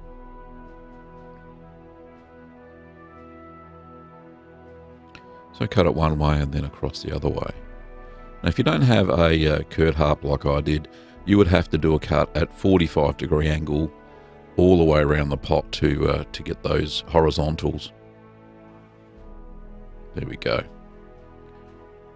So we're going to pop the lid back on, and we're going to allow the curds to heal for 5 minutes. This just helps them when you first stir it.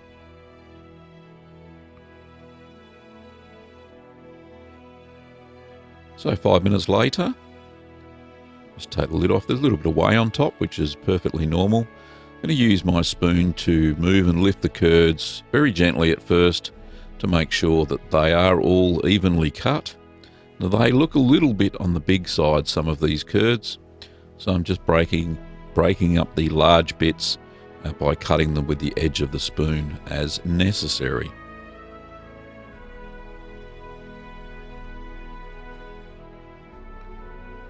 And just checking the temperature, it has dropped down to 30.9, so it's about a degree under what it should be. So I'm turning the heat on there.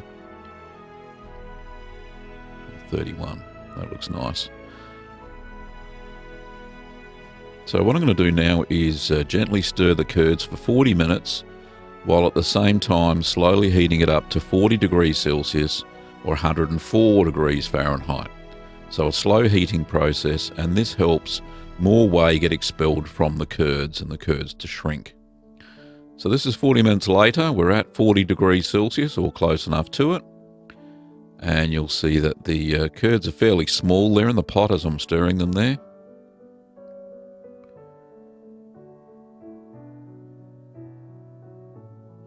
So they're probably down to about baked bean size now from that 1 centimetre cube.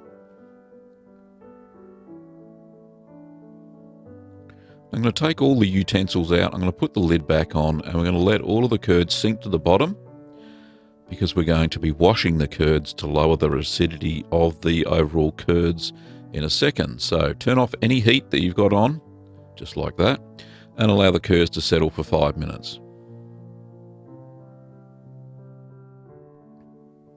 So 5 minutes later, you'll see a big pool of whey on the top. I'm going to dip that off down to just above the level of the curd. So I'm just using a sanitized cup and a sieve, and that helps me prevents any curd getting into the whey.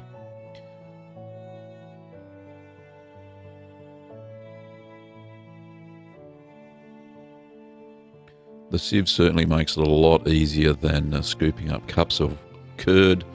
And there we go. There's the level I was trying to get to. So just above the curds. Now we're replacing that with an equal amount of water at 40 degrees Celsius, 104 degrees Fahrenheit. Now I found that my tap water, the hot water out of the tap, was exactly the right temperature. So I'm just taking it from the tap and filling it up to the line on the pot. So give that a good stir. So the target temperature after we've added the water is still 40 degrees Celsius or 104 Fahrenheit. Now we're going to stir for 10 minutes. So after 10 minutes of stirring, there's our target temperature. We've reached it. It hasn't moved from before we washed the curds. So we've now lowered the overall acidity of the curds, which makes this cheese very mellow.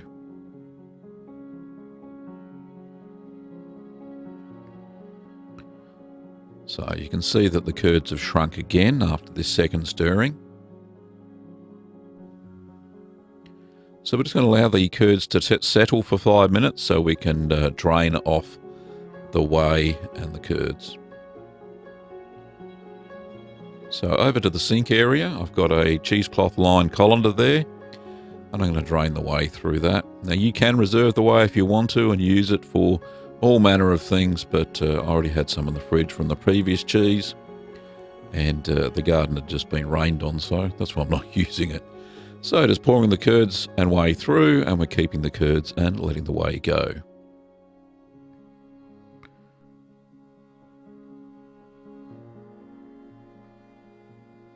Okay, so it doesn't take long to drain off. So we're going to fill a brick-shaped mould or a rectangle mould with our curds. Now I'm using a spoon. It seemed to be a lot easier because the curds were fairly firm at this stage.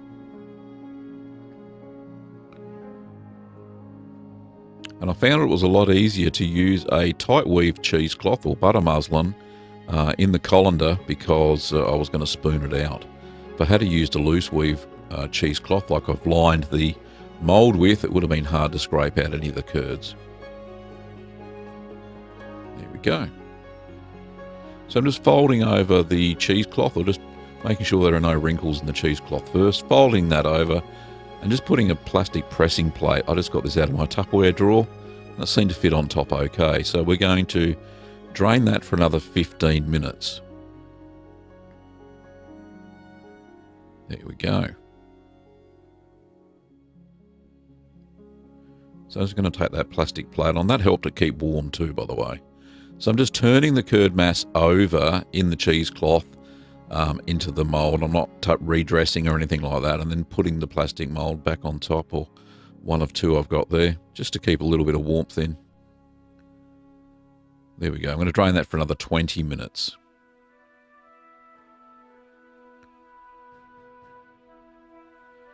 So after 20 minutes, we're starting to get serious.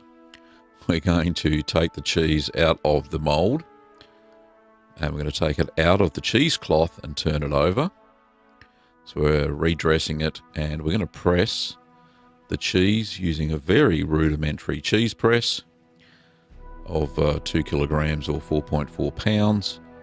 Just making sure there's no wrinkles in the cheesecloth. And I'm going to fold one side over.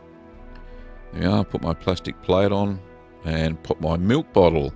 So I've got a 2 litre milk bottle filled with 2 litres of water, and that equals 2 kilograms of weight, which is the magic of the metric system. Now I decided that it would probably slip over, so I put a small feta basket in the top to help distribute the weight.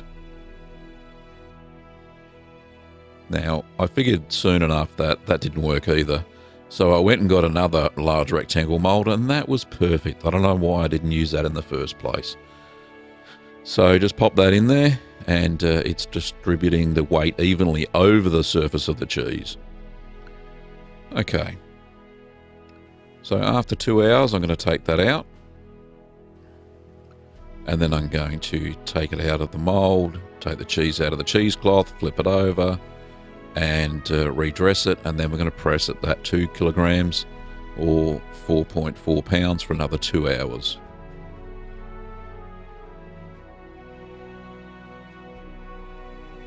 There we go. I'm just making sure there's no wrinkles in the cheesecloth. Put the basket on top, and there's my weight. Now you can use a brick, that's fine. If you can find something that's the right shape for your mold, then feel free to use it.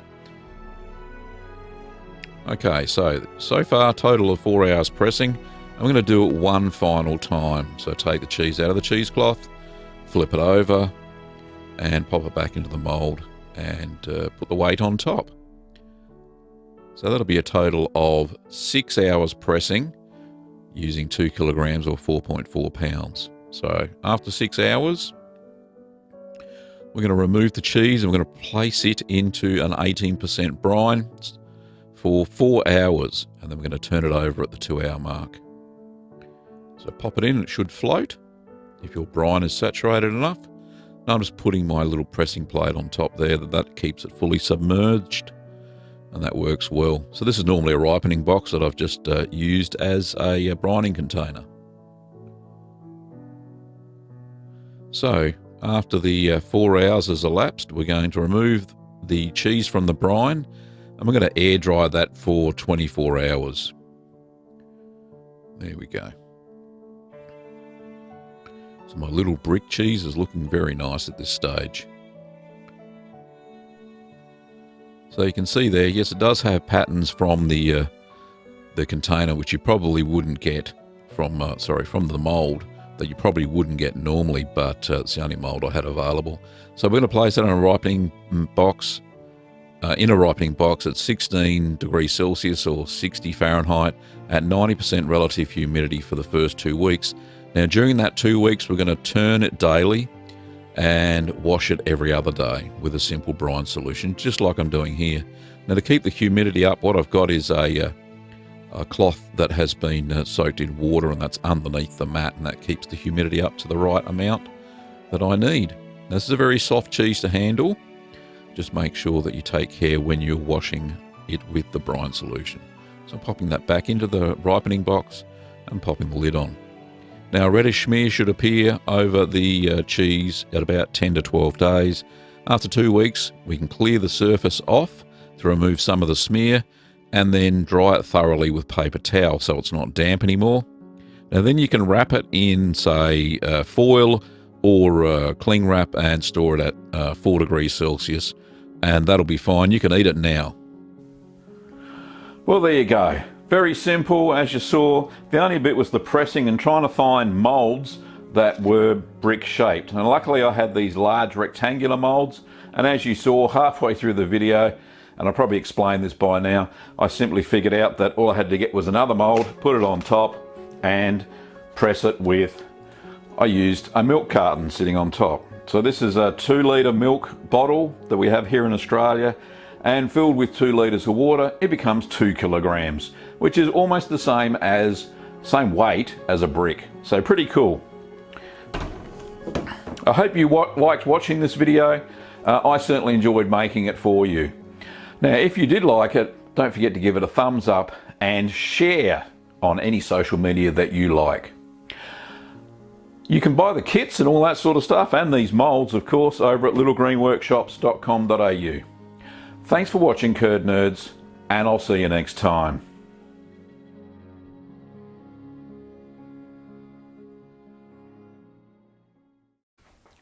Well, g'day, Curd Nerds. Today we're going to have a quick update on the brick cheese and see how it's travelling. It's been 3 weeks since I made the brick cheese, and it's starting to turn orange, which is a very good sign, or reddish. But it's time for its regular weekly now washing, and we'll get into that and show you how that's done.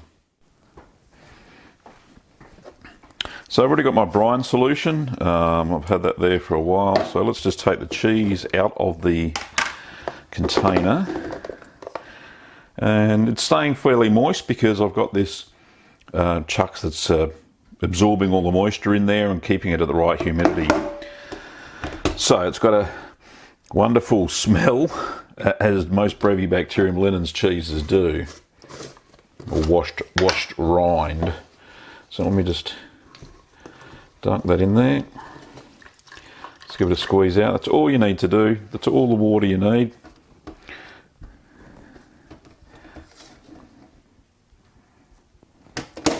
take it off the mat.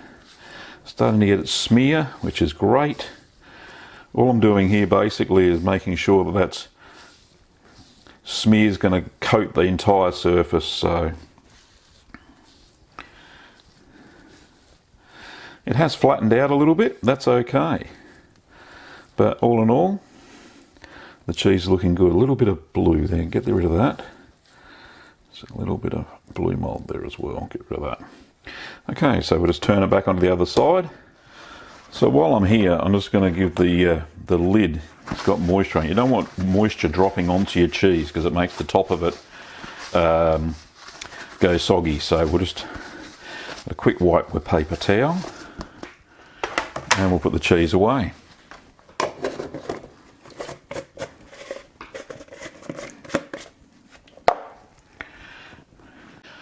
So there we go, curd nerds, it's all washed and I'm just going to pop it back into the box right now.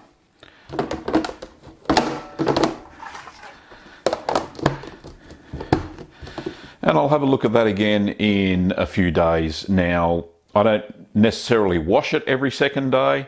I just have a look, make sure that the bloom's going okay and there's no unwanted molds like Penicillium roqueforti or anything like that that may be lurking from the cheese cave and into the ripening box.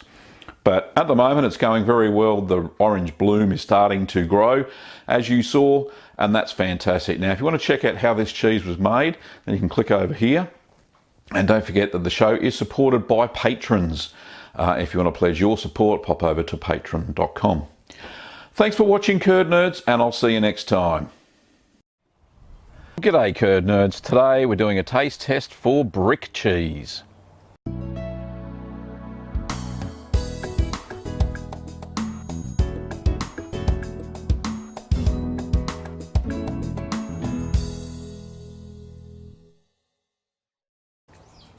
Now as you can see, I've got my brick cheese here in front of me. A little bit of a shot beforehand. You can see there's a nice big fat split right down the middle where I didn't turn it for a week. So unfortunately, I've kind of made a mistake. But anyway, it smells absolutely stinky. The stinkiest cheese that I've smelt for a long, long time. But it does look delicious. It looks creamy inside where the split is anyway. So let's be game and have a piece of the brick cheese, shall we? It's certainly soft in the middle. Oh, that looks good. It's got some holes, so it's got some eyes in it, which is fantastic. A little bit of gas development there, but it's certainly oozy and looks absolutely delicious. Right, so let's have a taste of this lovely cheese.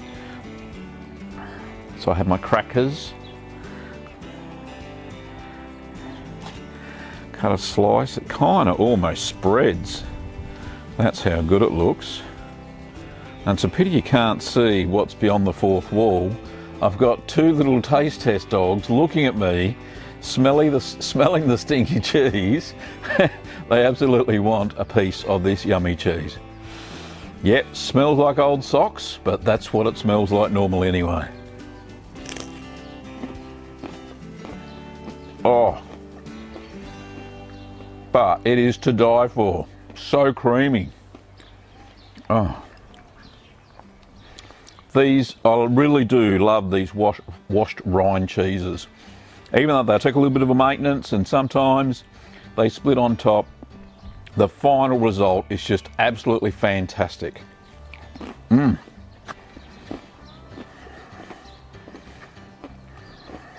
Gooey, creamy, and the taste for the red mold is absolutely fantastic. It's ever so subtle, still a bit tacky on the top where it's dried off a little bit, but that's okay. I would definitely serve brick cheese on a cheese platter any day. It's got my A1 stamp of approval. In fact, I'm going to have another one. Are you going to break the fourth wall, are you, Kim? Are you going to come and... No? Or did we... Let's have a look. I'm not giving any to the cheese taste test either. Oh. Nice and gooey. Let's have another bit. Mmm. I like the way they get closer. Mmm. Mmm. Mmm. Mmm. Mmm. Yeah. Mmm. Mmm. Mmm. Mmm. Absolutely delicious. Mmm.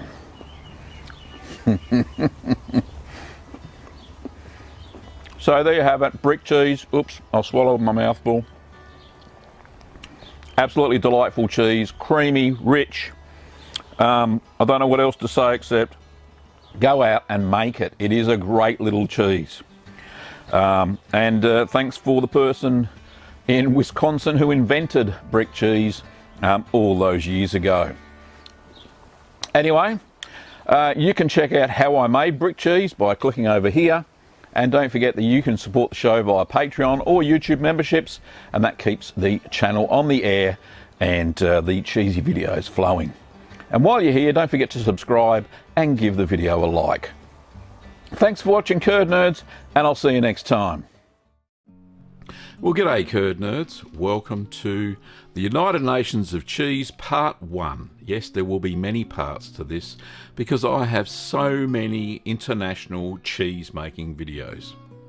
So today you're going to learn how to make cheeses from all over the world, and there are so many different varieties. I hope you enjoyed the stream and continue to watch. Now, while you're here, don't forget to give it a thumbs up during the stream, and I will be joining you in the chat. So let's get on and continue with the stream.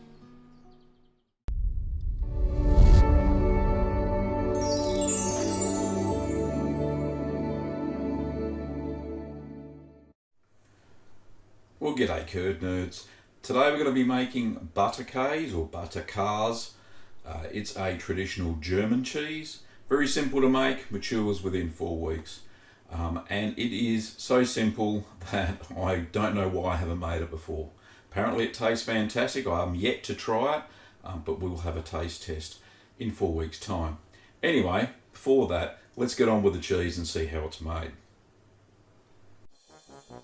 So let's get something straight before everybody flames me. It's pronounced butterkäse. So that's how you pronounce the cheese. Sorry for my Australian. Anyway, we have in the ingredients list is 10 litres of full cream milk, a quarter of a teaspoon of thermophilic culture. I used MOT 92, 2.5 ml of calcium chloride in quarter of a cup of non-chlorinated water, and 2.5 ml, which is the same as half a teaspoon, of liquid rennet in quarter of a cup of water, and some saturated brine solution, 18%. So I'm just whisking some cream in there. Now we bring the milk to 39 degrees Celsius, which is 102 Fahrenheit. And we then add the thermophilic culture. Just sprinkle that onto the top.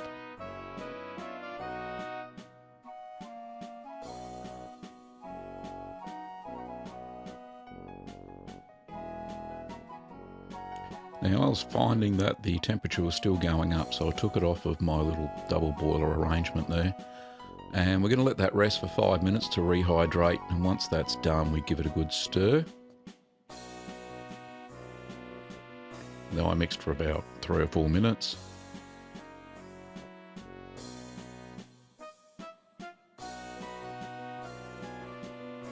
And then we put the lid on just to make sure no dust gets into the milk. And we're going to allow that to ripen for 40 minutes.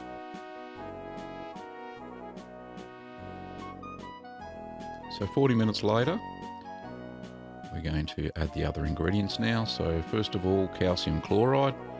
This just adds some more soluble calcium to the milk to allow it to set a firmer curd. If you're using raw milk, you don't need calcium chloride, but I'm using pasteurized, unhomogenized, so I tend to add it. So we're going to add the rennet now. Just pour that in while you're stirring, and stir for no more than 1 minute. If you do overstir it, you'll find that the milk starts to set. Okay, so we put the lid on just to keep the dust and hairs out, and 40 minutes later, we're just going to check for a clean break. So you can do that one or two ways with your finger, or I now prefer with a knife. And your nice clean split there. And we're going to cut the curd now into 1.25 centimetre or half-inch cubes. So I'll just do the horizontals with my trusty curd cutter and the verticals with a long knife.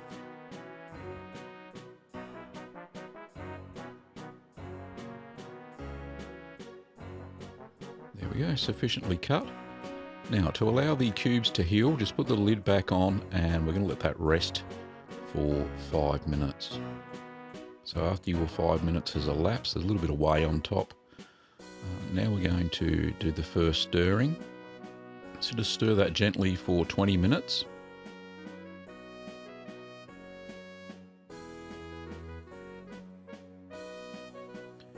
So any big bits just cut with the spoon.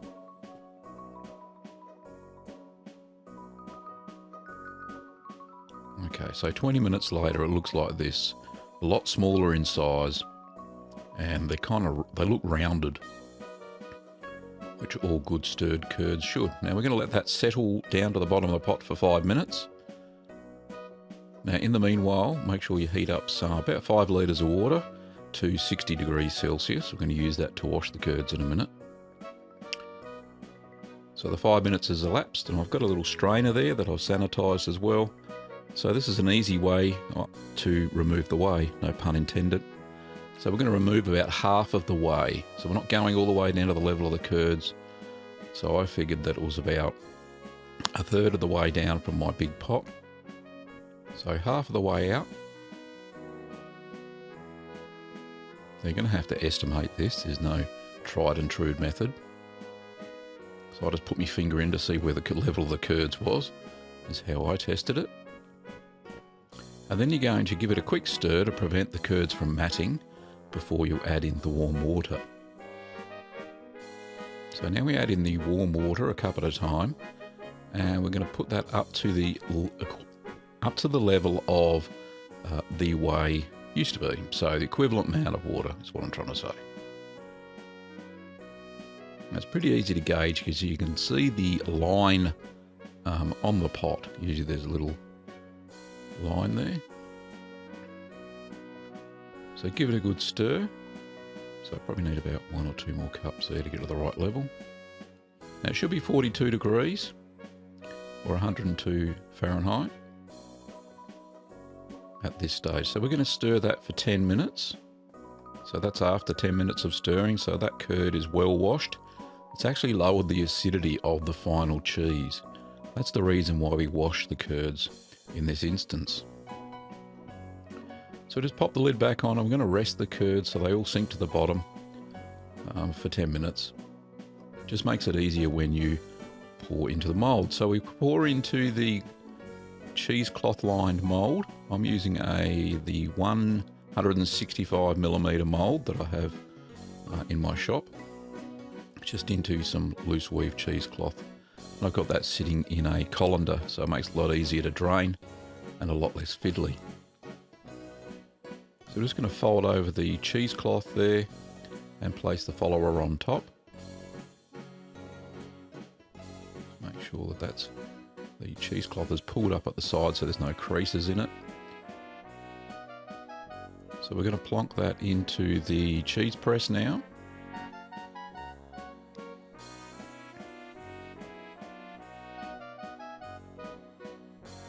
I'm going to press this quite lightly to start with.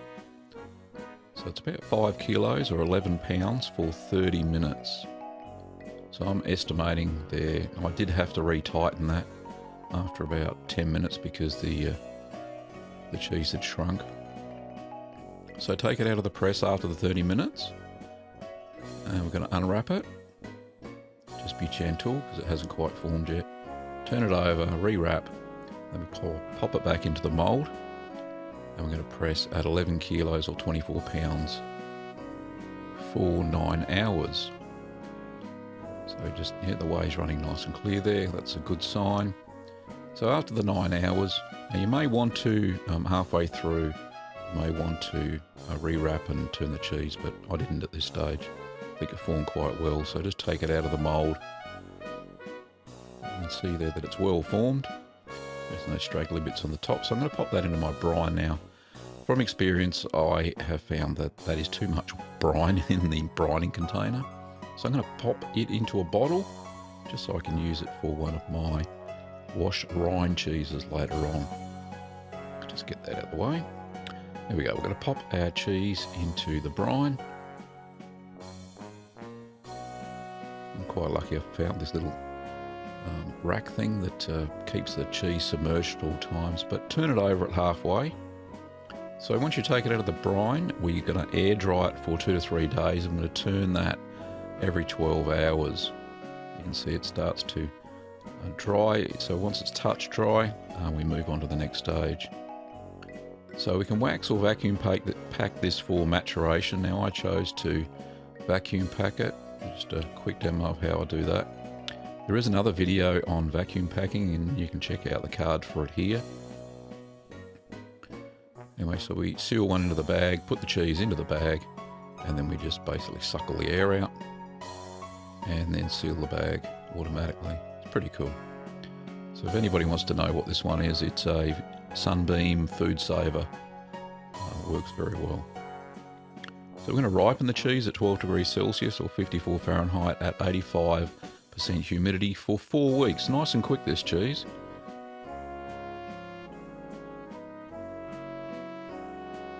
So remember, it's pronounced Butterkäse.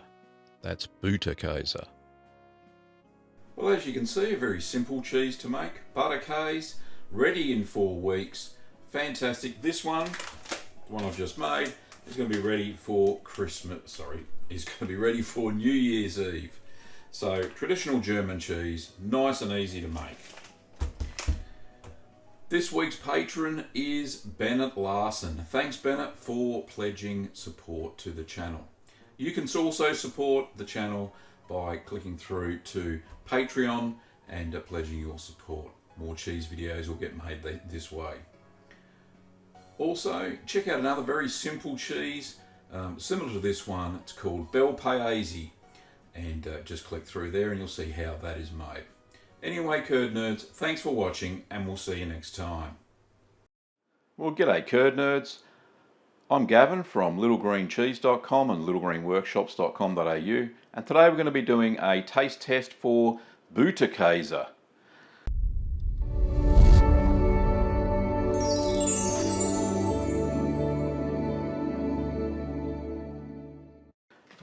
So this is a traditional German cheese. I made this about a month ago.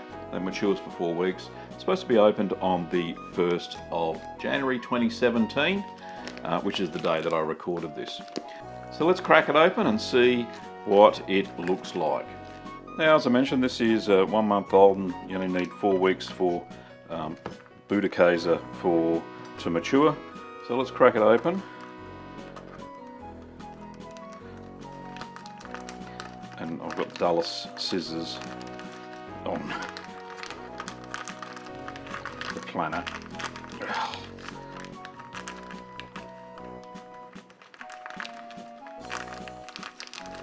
Let's just rip it open, shall we?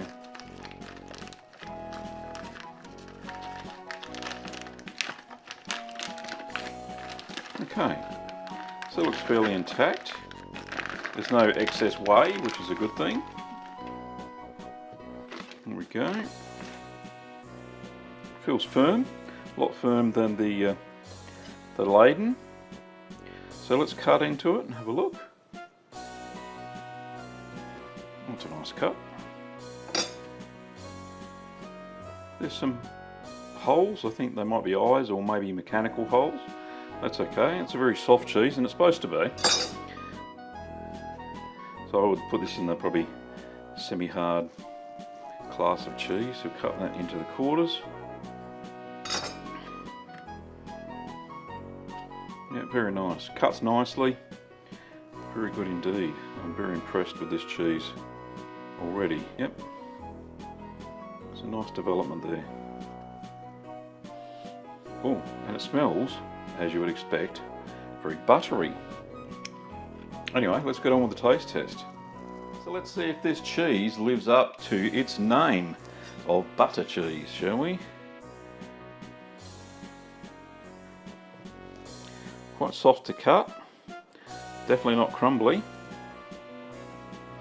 Just cut off a piece there.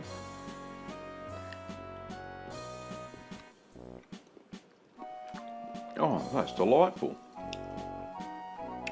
It's unlike the other cheeses that I've been tasting lately. It's smooth. Similar, I would say, to a Havarti, but with a lot less bite to it. But yeah, this is a nice eating cheese. Very simple. I think it melts really easily as well.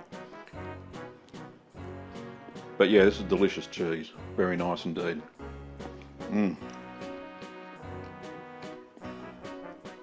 Yeah, that was simple to make. And by the taste of it, it is very, very delicious. Great little cheese, the Butterkäse. Now, if you want to make the cheese, just click through to here to see the Butterkäse. And if you want to pledge your support for the channel to keep the videos rolling, then click through to Patreon here and pledge your support. Anyway, Curd Nerds, that was the cheese. Thanks very much for watching, and we'll see you next time.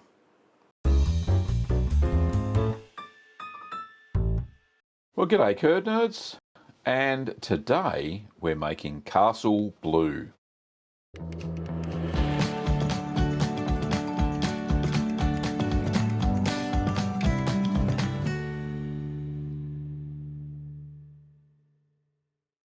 So Castle Blue looks like it's an original recipe from the 200 Easy Cheese Making Recipes by Deborah Amron's boys. And it's actually from their farm. They actually invented the recipe.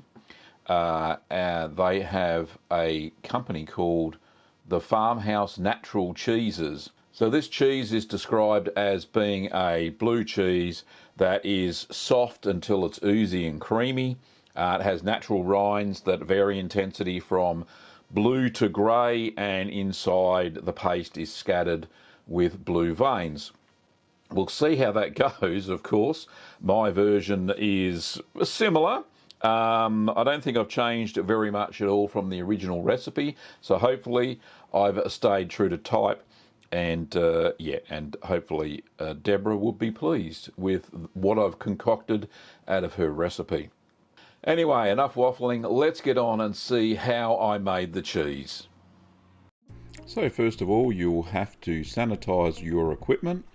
I've got all of my stainless steel equipment there, and that was boiled for about 15 minutes. Now I've set up my work area. I've got a sous vide there, keeping the water temperature in the bath at 32 degrees Celsius. Now the ingredients for this cheese are 6.5 litres or 6.8 quarts of cow's milk, whole cow's milk, 500 mils or 2 cups of whipping cream, 1/8 of a teaspoon of mesophilic starter culture, 1/8 of a teaspoon of penicillium roque 40 mould powder, 1/4 of a teaspoon or 1.25 millilitres of calcium chloride diluted in 1/4 of a cup of non-chlorinated water, 1/4 of a teaspoon 1.25 millilitres of single strength rennet diluted in 1/4 of a cup of non-chlorinated water.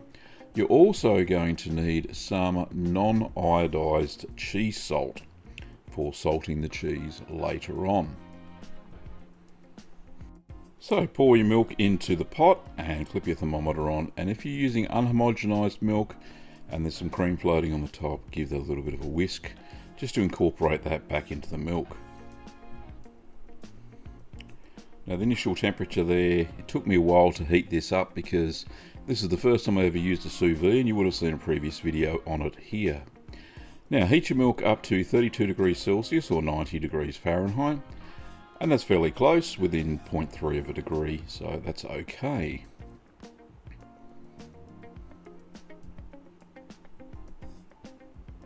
So we're going to add the starter culture now. Just sprinkle that over the top.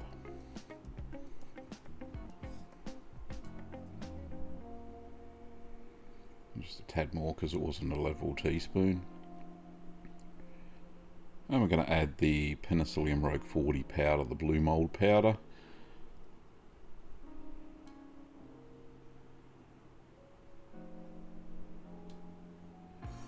Just sprinkle that over the top.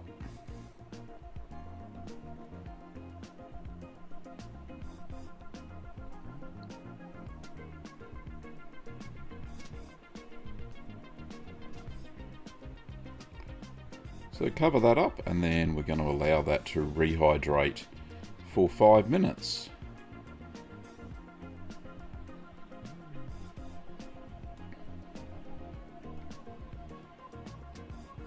So 5 minutes later, we're going to stir that into the milk now. Now you may have trouble incorporating the penicillium rope 40 powder. It does tend to float on the top at this early stage of the cheese making process, but give it a good stir and that'll incorporate all the way through the milk. As it rehydrates, it takes a little bit longer than the normal starter culture. It will incorporate. Now allow the milk to ripen for 90 minutes. So 90 minutes later, it should be at the right acidity level. Give that a quick stir because the cream would have floated to the top.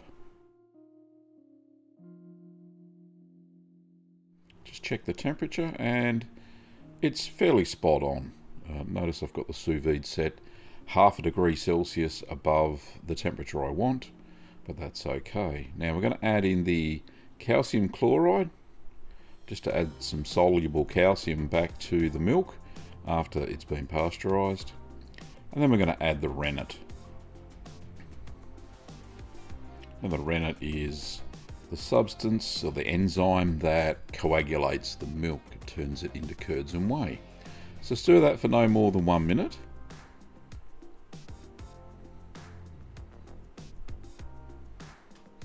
There we go. Now I'm using the flocculation method. So we start a stopwatch after we've added the rennet. See how long it takes to flocculate. We're going to float a small plastic lid just on top. Just trying to get there's some fat globules on top.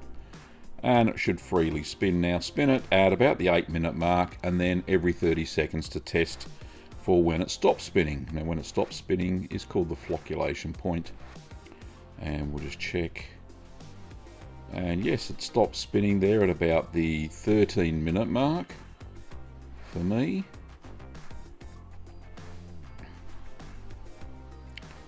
So I called it at 13 minutes and 19 seconds.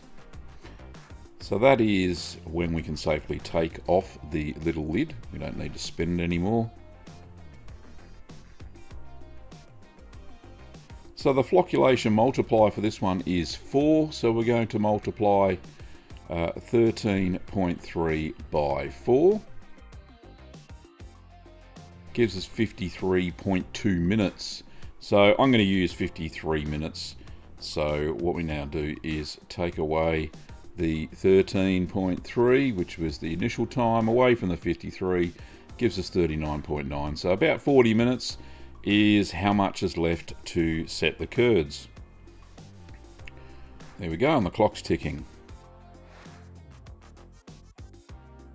So now we check for a clean break just to make sure that the curd has set as predicted.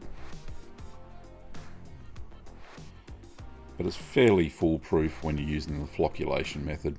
So we're going to cut the curds into 2.5 centimetre or 1 inch cubes, rather large. Now I wasn't going to use my normal curd harp because that has really small, or 1.25 or half the size of what they should be. So I just cut diagonally to get larger cube sizes and then just used my skimmer to just cut horizontally.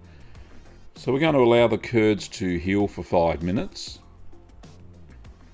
so they don't fracture when you start stirring them. And there they are, fairly chunky. That's kind of what we want.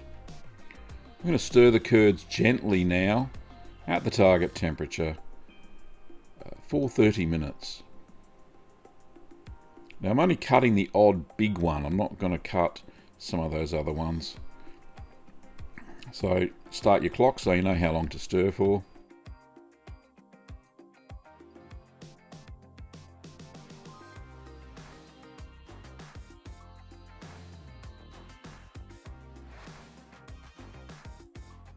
So 30 minutes later, that's about the size of the curd.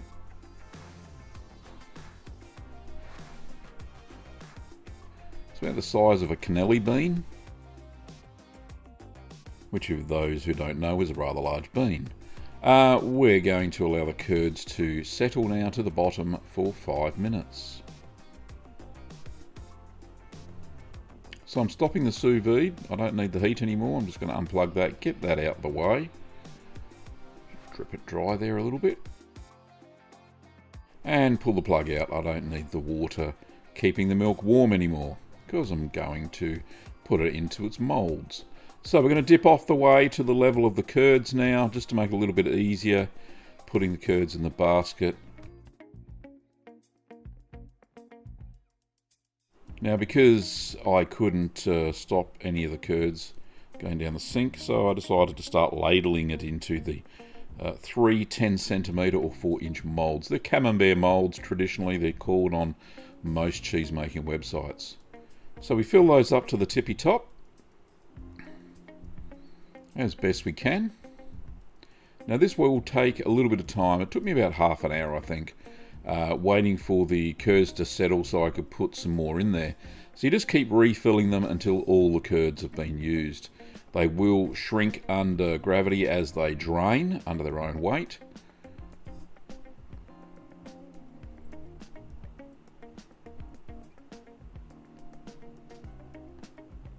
So just wait about 10 minutes and then, as you can see, they do shrink down. That's very high speed footage.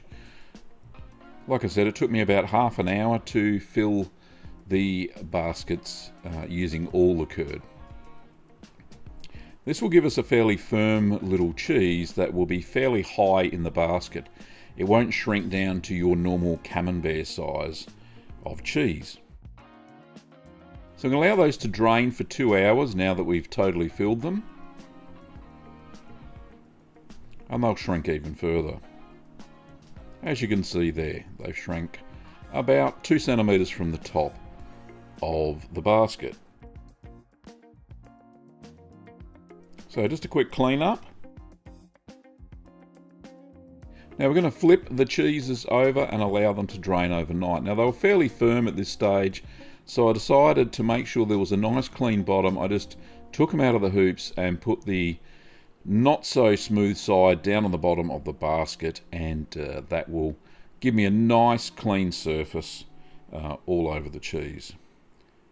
So the next day we're going to flip the cheeses again and allow them to drain for 2 hours. As you can see, I've got a nice rind developed on all the cheese there, all over.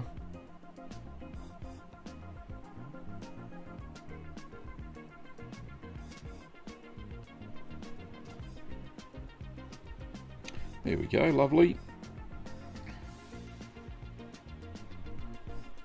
Just pop a little umbrella over to keep any beasties off.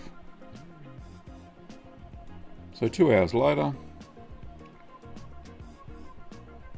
we're just going to check for firmness. Just get all those mats out the way, get the maturation box out the way. Now I could tell they were firm enough, so we're just going to salt the top of each cheese with 3/4 of a teaspoon of non-iodized salt. So this is a quarter of a teaspoon I'm using there, so I'm using 3 for each one. Give it a little bit of a rub, get the salt in there, and then flip it over so that the salt side is down.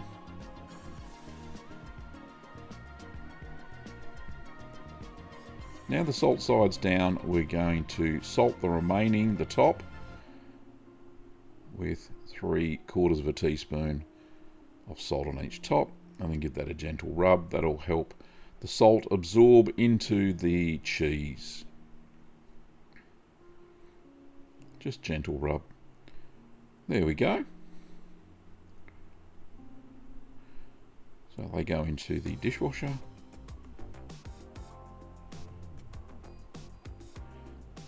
I'm going to cover those straight away, and we're going to ripen those in the cheese fridge at 10 degrees Celsius or 50 Fahrenheit at 90% humidity for 1 week, and just pop that into the cheese fridge there. That's how I mature all my cheese.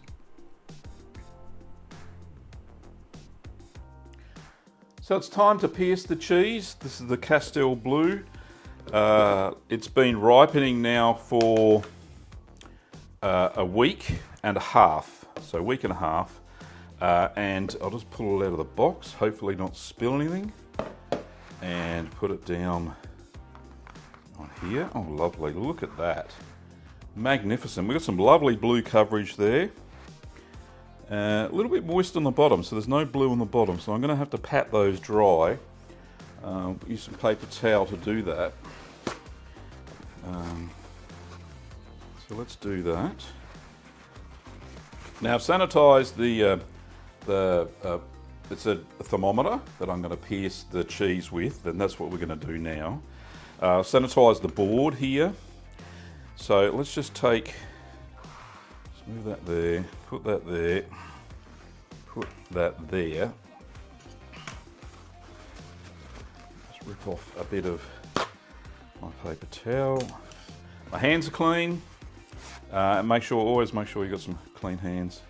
So I'm just going to flip that over and just pat that dry, because it won't grow mold on it if it's that moist. I'm telling you now. But I will pierce from this side, from the not so moist side.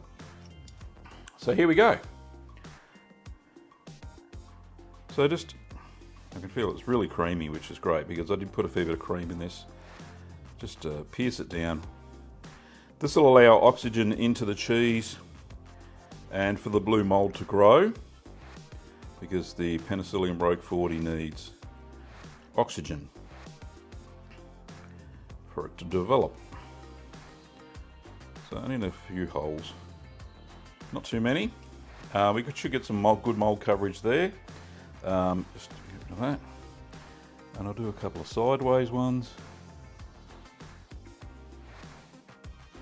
Just a couple.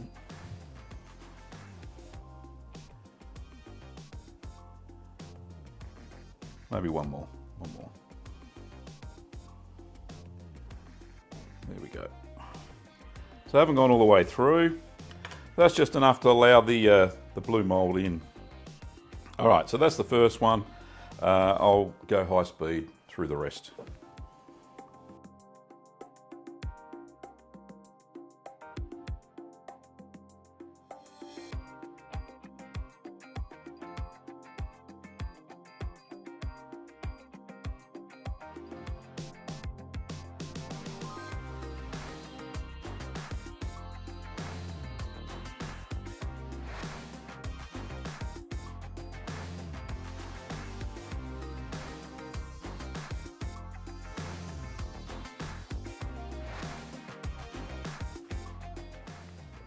As a blue cheese, that tastes quite nice now, even though I don't have a little bit of vinegar on my fingers.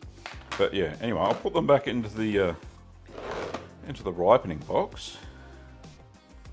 And it's got a bit of blue down, so that's all dry now. I've cleaned that all out, as you've seen. So there's no moisture on the mat or anything like that. They shouldn't be too wet, because the blue mold just doesn't like to develop. And it needs ample oxygen, so you need to make sure that you check at least once a week. Take the lid off and let it circulate. Anyway, so that's piercing the cam blues, and we'll get back to it when it's time for the taste test. I'm very excited about that. They look lovely so far and taste very nice already.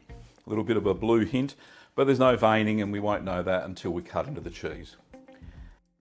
So don't forget to turn your cheese weekly. This will give you an even mold development all over.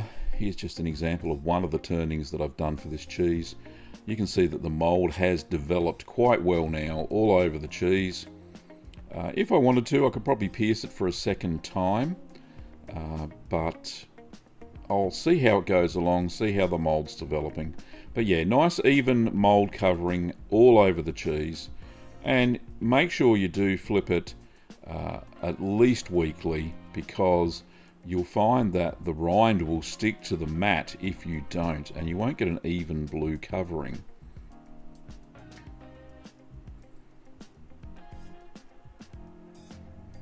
So just pop that back into your maturation box again.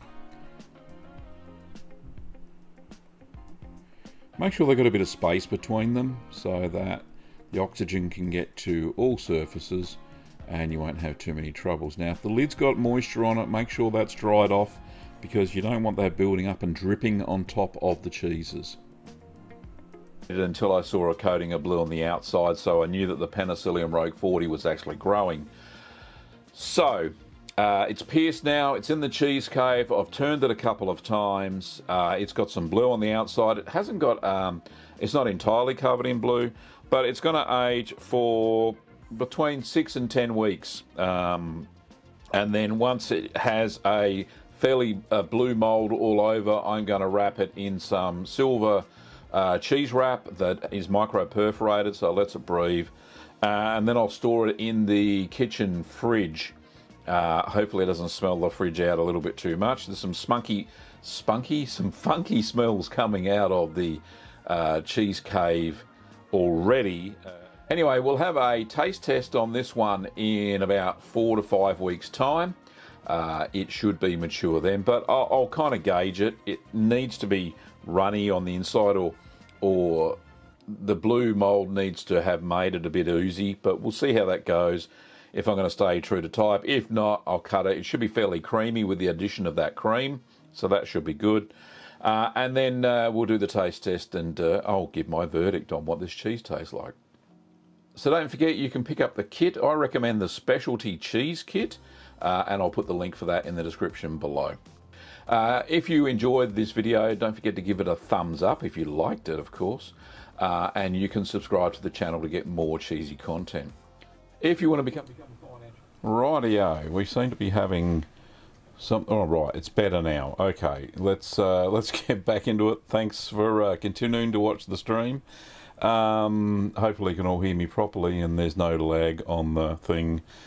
Okay, so Cool Cat says video is 100% and the audio is now 100%. Okay, so let's get back into the regular scheduled program, shall we? Okay, all right, back into it. Over a Patreon or YouTube memberships, and the links are in the description below. Anyway, thanks for watching, Curd Nerds, and we will see you next time.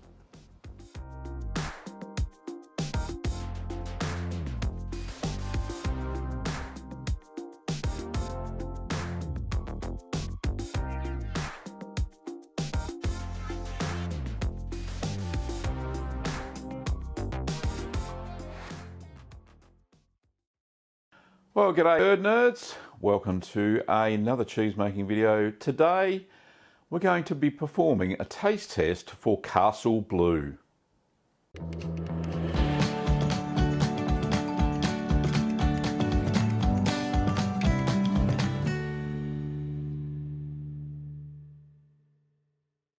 Well, Castle Blue, if you remember back 8 weeks ago, it's a blue cheese in a small form. Let's have a quick look at it. Let's bring it out. Well deserved. There we go. Look at that lovely little cheese. Let's just get one off and we'll put the rest away.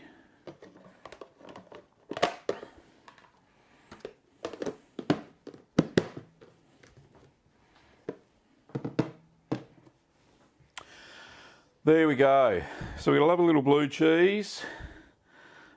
It has wrinkly rind all the way around. The blue's still there, starting to go a little tiny bit orange, which we don't want. When I press down, it's squishy, which is a good sign that I think it's ready. It's been maturing for 8 weeks. So 8 weeks at 13 degrees Celsius, or a little bit less, probably about 11 to 12 degrees Celsius. So it's a good sign it's ready. Let's just see if I can see where I pierced it. No, it's grown over, so you can't really tell. And of course, the smell. It smells bluish and a sharp. No, not a sharp. A hint of ammonia. So that's starting to dissipate now that I've taken it out of the ripening box. Now I've been turning this every 2 days religiously since I put it into the cheese fridge. after we pierced it. So yeah, I've really looked after this little bubba. So let's cut open. Very soft to cut through. There we go there. See if we got any vein development. Oops, stuck to the knife. Don't stick to the knife. There we go. Alrighty, so yes, we have got some vein development inside, just some slight, but as you can see there, very squishy all the way through, very creamy. There's a little bit of paste. Probably could do with a little bit more development maybe. But as you can see, a little bit of a different colour. So all around the outside, it's all creamy paste-like. And if I bring this up to room temperature some more, we're going to find that it will go quite runny, oozy. Probably oozy is the right word. And let me just clean my hands off. So I think it's ready. So let's try. I'll put that one out of the way. I'm going to try a bit on a cracker. Yeah, you can see very oozy, which is good. That's what I was aiming for with this cheese. I did mention that in the making video, that's the consistency I was after. That's very creamy. So with the addition of that cream that we put in it, oh, it's got a pleasant blue cheese smell now that ammonia's gone. It only took a couple of minutes, as you can see. But yeah, definitely gone. Oh, smells blue and creamy. Let's try.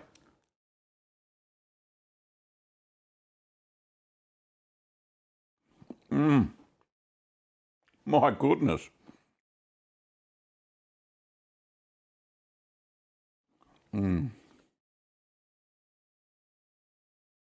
It's your quintessential blue cheese.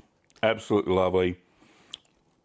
If you like them soft and creamy, then this is it. This is not the same as, say, Shropshire Blue or Shropshire Blue, as we say. This is a lot creamier. That Shropshire Blue was firm. It was a firm blue cheese, similar to what Stilton is like. This is not. This is totally different. Blue flavour, of course. Creamy texture, beautiful creamy texture. The flavour, leave the rind on. It's not overpowering. Leave the rind on. And you'll get a better blue boost. Let me just try a bit more. Crumbly crackers.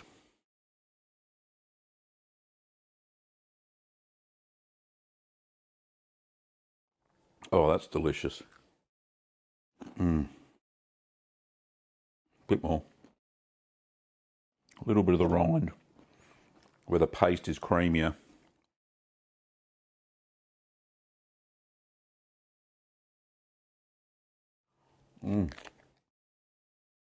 Oh, it's beautiful.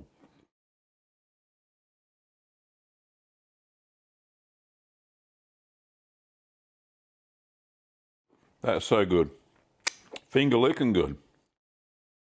Just the right amount of saltiness too. It's not over salted.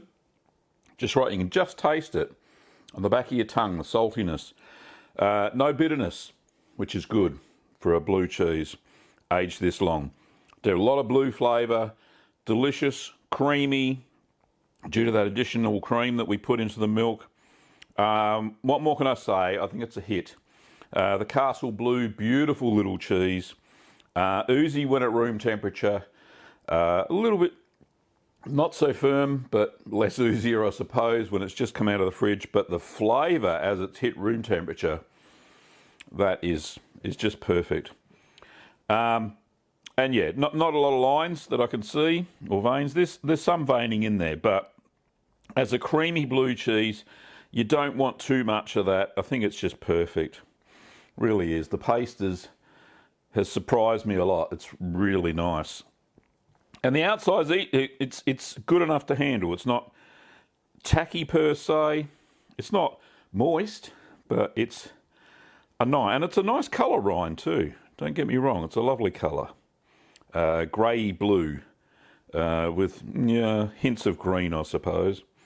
And yeah, And it's intact, which is great. But yeah, no, great cheese. Great little cheese.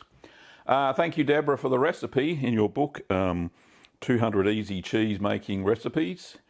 Very hard to find. In fact, it's very hard to find on Amazon. I think the second edition of the book has sold out. But yeah, very difficult to find. But a great recipe, and it's come straight out of that book.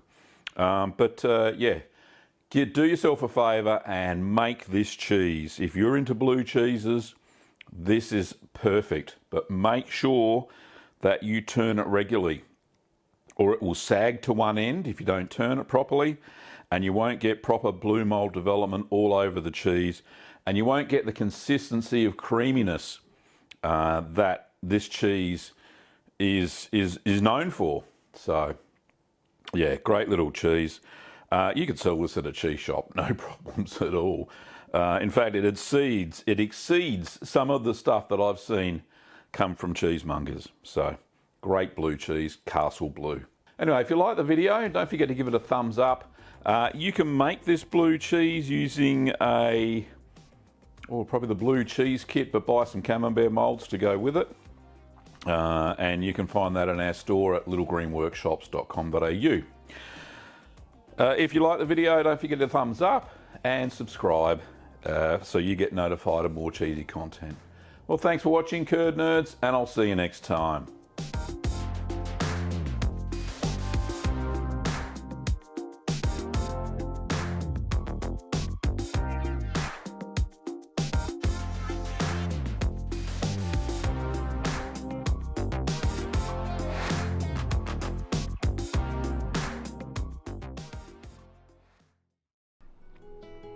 Did you know that Kim, my lovely wife, and I run a store called littlegreenworkshops.com.au?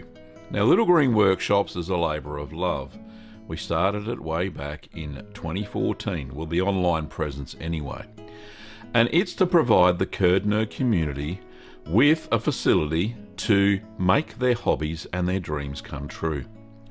We supply kits, as you can see behind me, supplies such as rennet and starter cultures, calcium chloride, salt, and the like.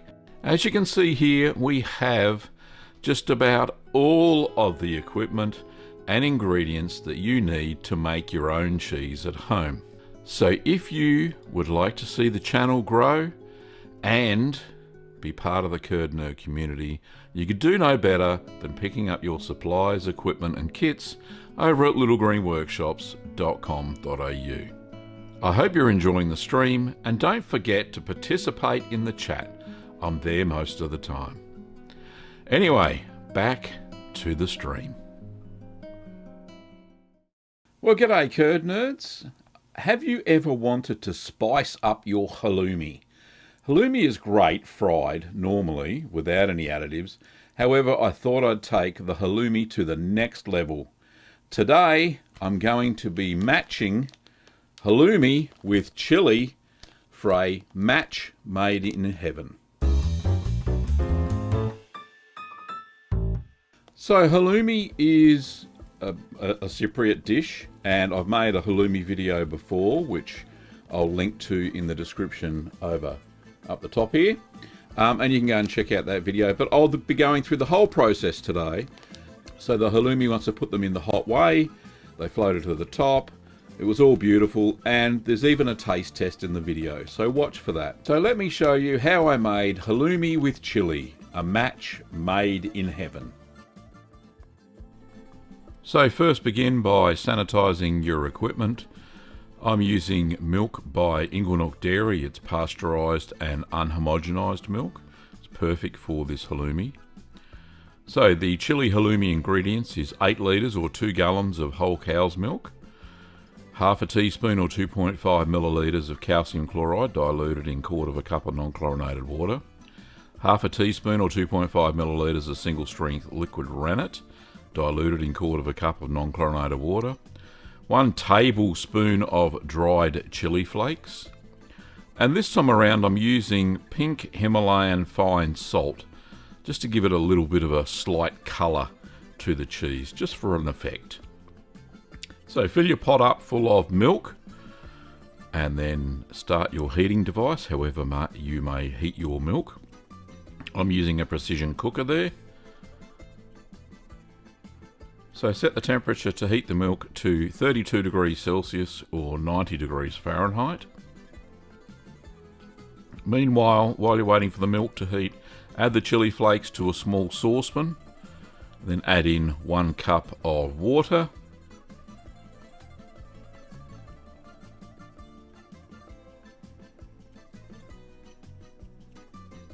So we're going to bring that to the boil and then simmer that for 5 minutes.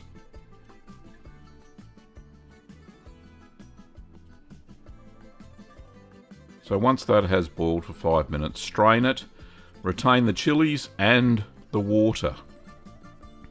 The water's going to be very spicy. So once your milk is at the right temperature, I'm now going to give it just a quick stir and then add the chili water for a bit of a kick into the milk. Just give that a bit of a swish around. And put the chilies aside for later on. So now we're going to add the calcium chloride to the milk.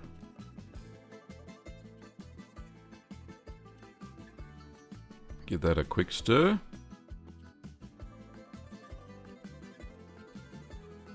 And then add the rennet. Pour that in whilst you're stirring the milk. Now don't stir that for any more than 1 minute, or the milk will begin to set.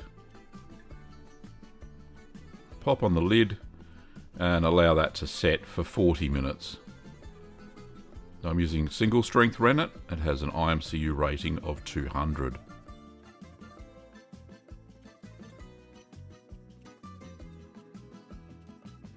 So take the lid off and then get your curd knife and check for a clean break. It's very firm, so that's good to go. We're ready to proceed to cutting the curd into 1.25 or half-inch cubes. I use the curd harp there to do the horizontals, and I'm using my curd knife to do the vertical cuts. So do them one way and then perpendicular to the first cut. And once around, all good. So pop the lid on for 5 minutes to allow the curds to heal. 5 minutes later, now we're going to raise the temperature of the curds to 40 degrees Celsius or 104 Fahrenheit over the period of 20 minutes.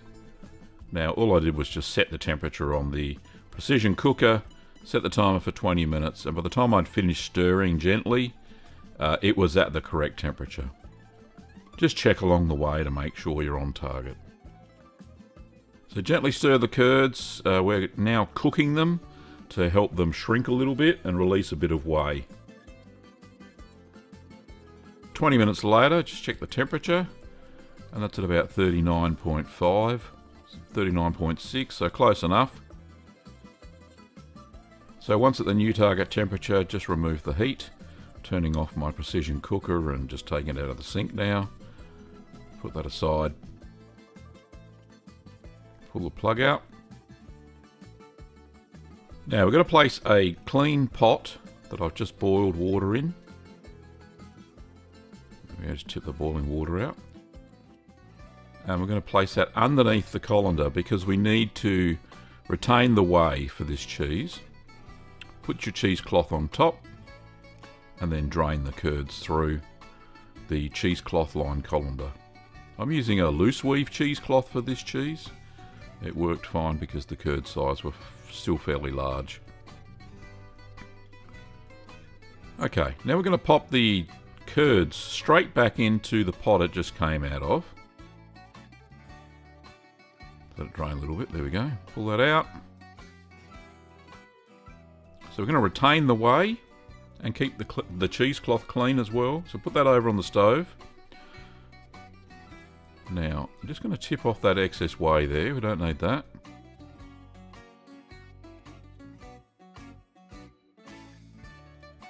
Now we're going to add the chilies to the curd. Just gently stir that, just gently. And then put your chilies into the curds. Now we're going to gently mix that through. You don't want to mix too much or you'll start to release some butter fat, and that will be good for nobody. So that's enough stirring, not very much. So we're going to place the cheesecloth back over the colander. And we're going to drain the mixture through the cheesecloth lined colander. I'm using a loose weave cheesecloth here because the curd particles are rather large, so they won't go through the cloth.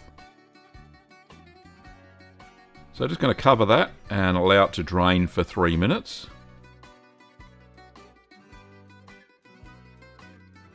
So 3 minutes later, I've got 2 boards there. I've sanitized those. I'm going to place the curd mixture still in its cloth onto one of the boards.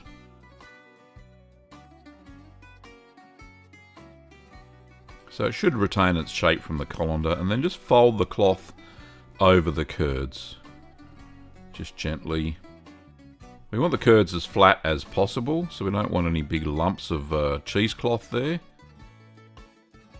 on top of the curds. So just try and lay it out as flat as you can.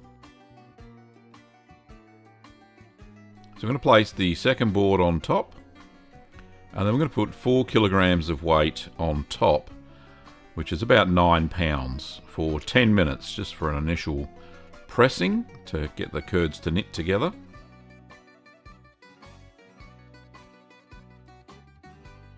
So 10 minutes later, we're going to remove the weights, remove the board. I'm going to flip the bag over. It should be fairly well consolidated now. There we go, simple flip.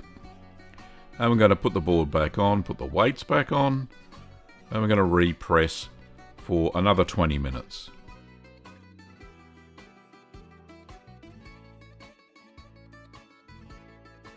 So whilst you're waiting for the 20 minutes, heat the whey up to 90 degrees Celsius or 194 Fahrenheit. Do not boil the whey. So remove the board and the cheese from the cloth, or just open up the bag. Don't take it out of the cloth. It's just as easy to do it with the cloth on, no big deal. So you get a nice big flat round there. Now we're going to cut the halloumi into 6 large pieces. There we go. Nice big slabs of halloumi, that's what we want. Just gently peel them off the cheesecloth. And I'm just going to put them on that board there and transfer them to the cooking area. So I've got that all set up now. The whey is at the right temperature. You might find that there's some scum on the top from the whey.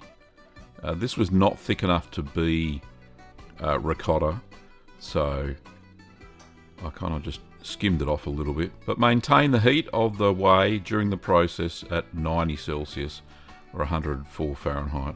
So skim off any of the floaties that are on top there. Just makes it easy to see the curds when they sink and float. So I'm going to cook the halloumi slices until they completely float to the surface. Just plonk them in, they will sink to the bottom. And as they heat up, they change density and float then. So we're going to set up 2 trays, one with the pink salt on top, just laid out there, and the other one with a little draining rack on it. Just checking the temperature.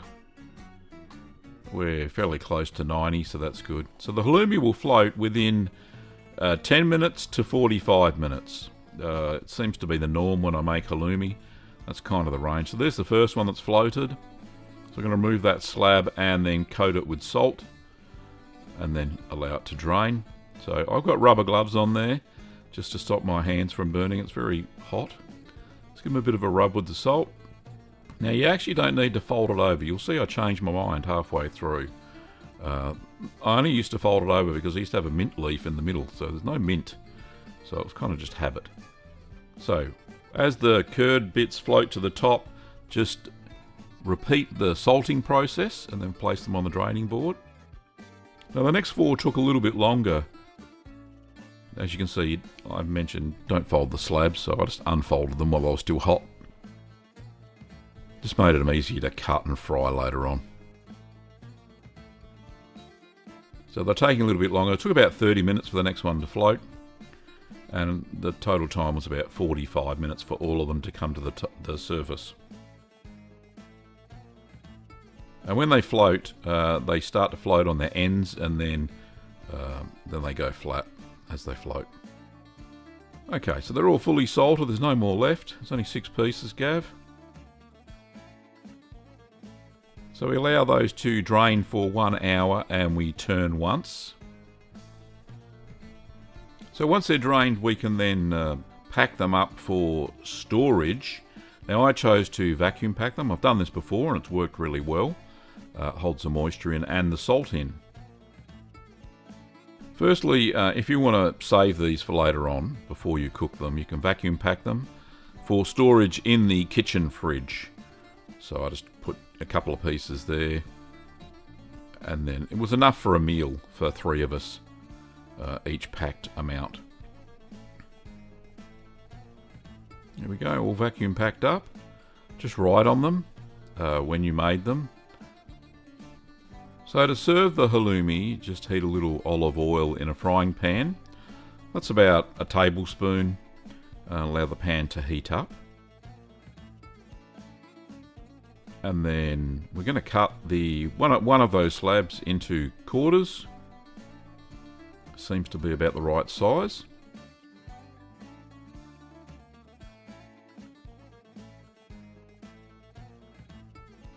And then we're going to fry those until they're golden brown.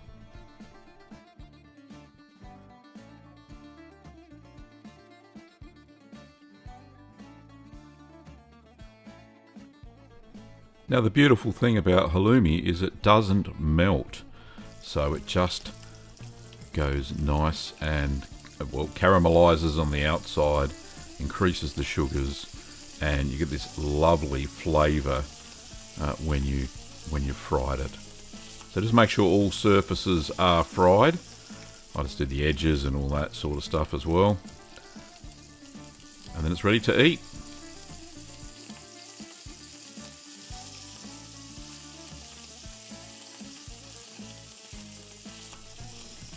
Anyway, back to Gav.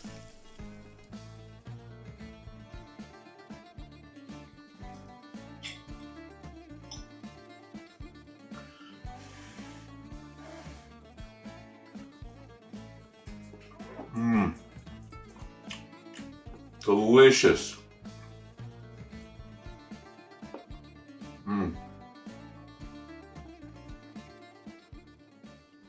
So as you saw, I vacuum packed the cheese that I wasn't using. You can store it in a brine solution, a weak brine solution, about 10%, same as you would feta.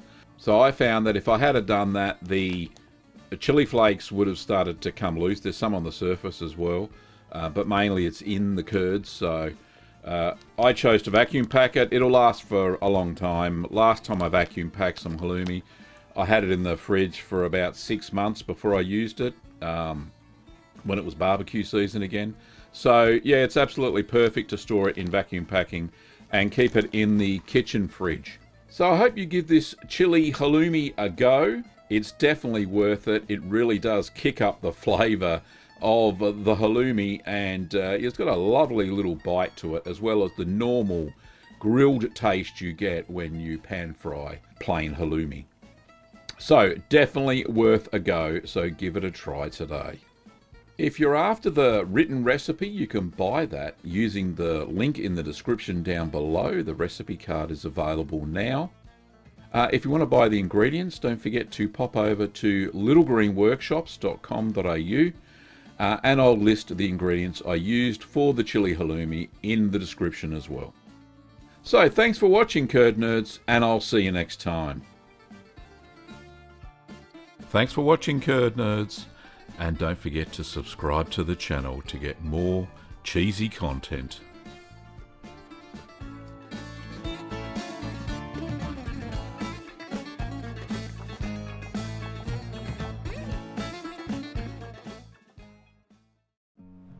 Well, g'day curd nerds. Welcome to the United Nations of Cheese Part 1. Yes, there will be many parts to this because I have so many international cheese making videos. So today you're going to learn how to make cheeses from all over the world, and there are so many different varieties. I hope you enjoyed the stream and continue to watch. Now while you're here, don't forget to give it a thumbs up during the stream, and I will be joining you in the chat. So let's get on and continue with the stream. Well, g'day curd nerds, and a big Merry Christmas to one and all. Today's cheese is Christmas fruit cake cheese.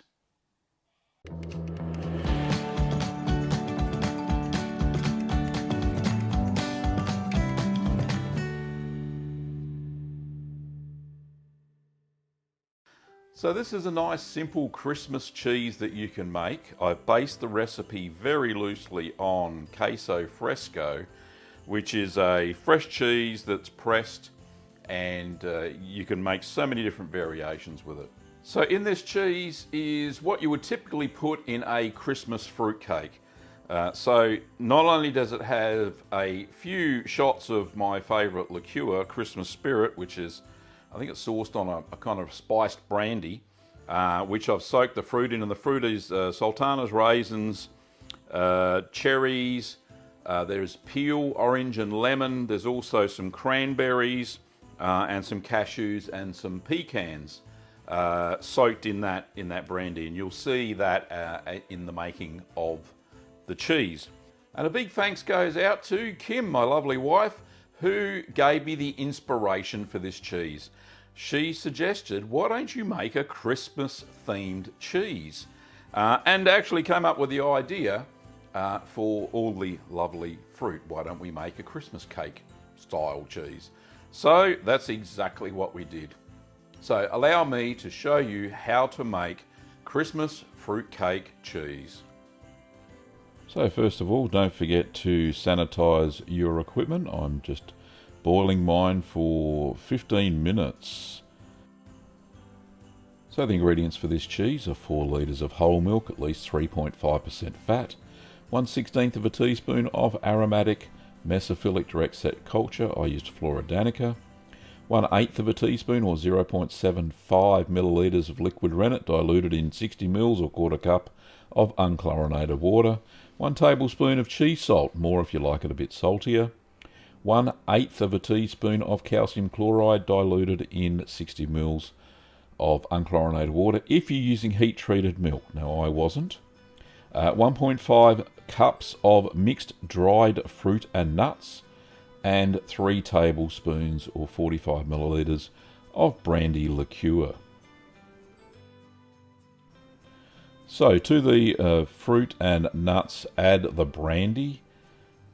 I added 3 tablespoons in total, which seemed to give it enough flavour and to plump up the fruit. Now it's a fresh cheese, so you don't have to worry too much about the fruit going mouldy during maturation or anything like that. So allow the brandy to infuse into the fruit and nuts until it's time to use these in the cheese during milling, so it'll be a few hours. So you can always add more brandy to this mixture, it's no big deal. It won't overpower the cheese. In fact, it'll probably make the cheese taste a little bit better than the one I made. So heat your milk to 33 degrees Celsius or 92 degrees Fahrenheit.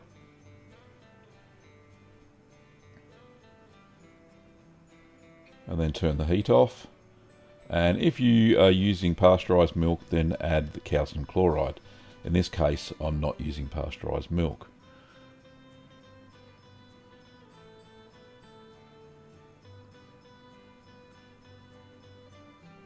So just remove all the utensils before the next step, and any little clots of cream, just take those off with a slotted spoon. So we're going to add the aromatic mesophilic culture here. I'm using Flora Danica, which is a fairly good standard to use. And then stir in the culture straight away. You don't need any time to rehydrate. So now we add the rennet solution that's been diluted and just stir that. Only add it when you are stirring and then stir for no more than 1 minute. Pop the lid on and we're going to allow that to set or coagulate for 45 minutes.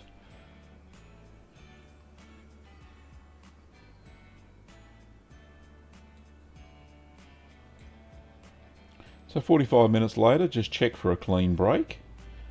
And yep, that's a pretty good one. That'll do. And now we're going to cut the curd into 1.25 centimetre or 1/2 inch cubes. So I did the horizontal with my curd cutter, and the curd knife is doing the 2 vertical cuts. We get some nice even sized cubes. Now allow the curds to heal for 5 minutes. So 5 minutes later, you'll see there's a little bit of whey on top, which is good. We're now going to stir the curds for 20 minutes.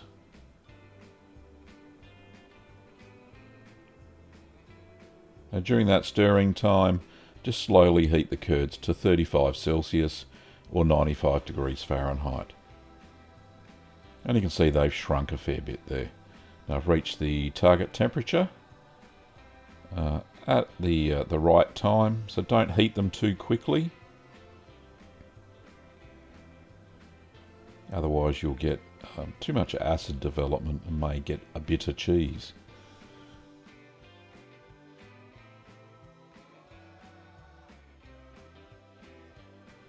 Okay, so that's the end of the 20-minute stirring. I'm going to put the lid back on and allow the curds to settle for 5 minutes. Just makes it easier to pour off the whey.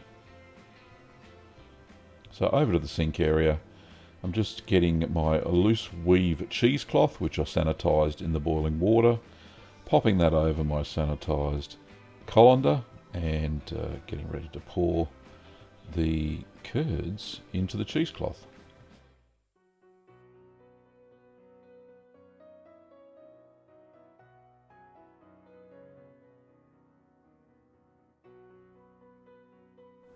So you don't let that drain very much, just enough so the whey's stop free flowing, and then you transfer the curds back into the pot.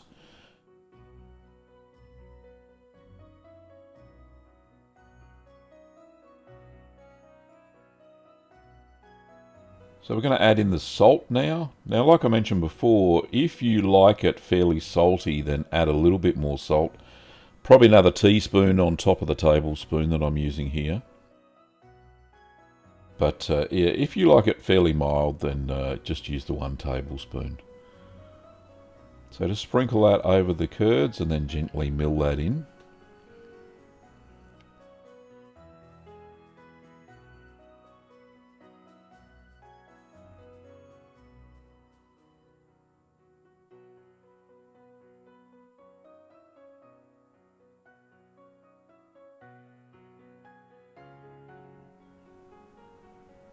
So that's about all the mixing you need to do. And now we're going to get the fruit and nut mix. So add 3/4 of the brandy soaked fruit and nut mixture to the curds and mix well. So save 1/4 of the mixture. We're going to need that to make the top of the cheese look beautiful. So I've added a little bit of the liquid in there with that spoon as well. So just give that a good mix through. Now if you want to put a little bit more brandy liqueur, then I think that will be okay. Like I said, I only used 3 tablespoons. But it would be at this stage, if you want to flavour the curds a little bit more, that you could add some more brandy. Or whatever liqueur of your choice. So we're going to pop that back onto the double boiler just to maintain the temperature of the curds at 35 Celsius or 95 Fahrenheit for 30 minutes. Just lets a little bit more whey expel. Remember, this is a fresh cheese.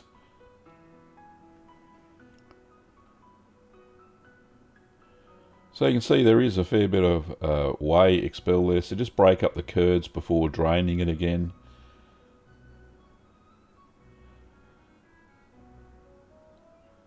just so it's a bit loose.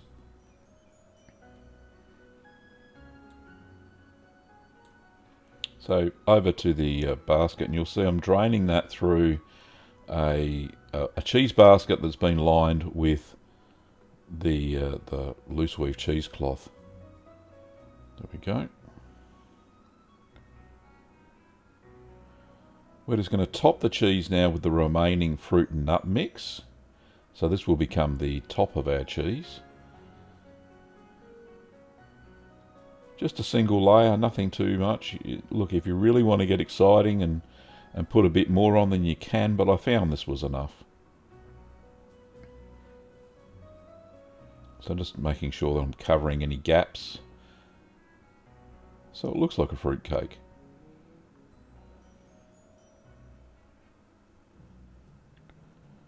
Okay, now that's done. We just put the cloth over the top of the cheese, put the follower on top, and press at 16 kilograms or 35 pounds for 1 hour.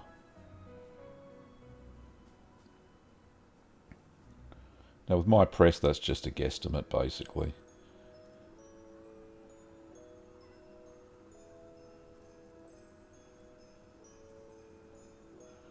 So we leave that. Then we take it out of the press.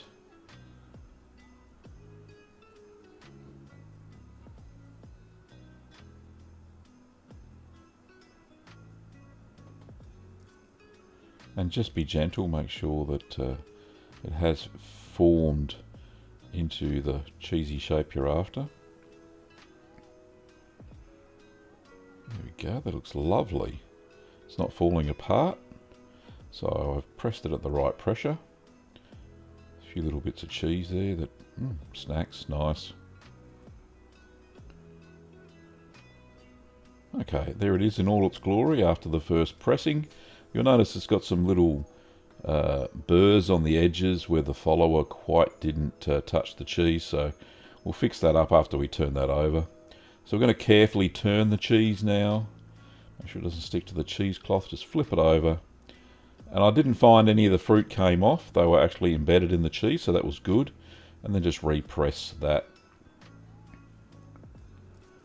at the same pressure for 2 hours this time.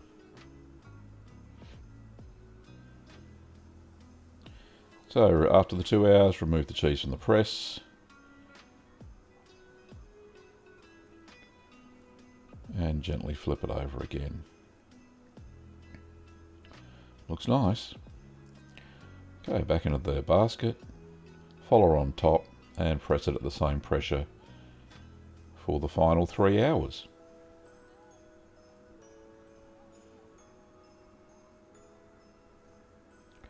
So we're going to undress the cheese, or take it out of the press and take it out of its cheesecloth.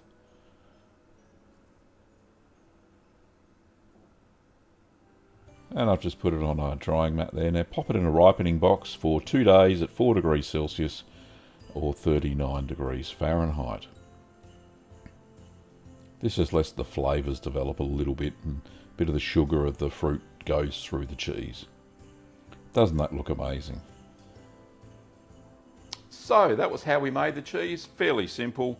Made in a day. Now I've let it sit in a ripening box for 2 days, just in the kitchen fridge, for a little bit more flavour. Hopefully some of the starter cultures have started to eat a little bit of lactose, because there's going to be a fair bit of sugar in there from the dried fruits. I don't want it too sweet, but I don't want it too cheesy, I suppose. You can make it so quick it'll be ready in time for Christmas. So that's the aim of it, and to put a little bit of Christmassy cheese into your life, into your family's life. Lovely. So let's crack into it. Let's have a look what it looks like on the inside. You've seen the top. Here we go. Cuts nice and easy. The fruit is quite moist, as well as looks like the nuts have absorbed a bit of the moisture from the cheese.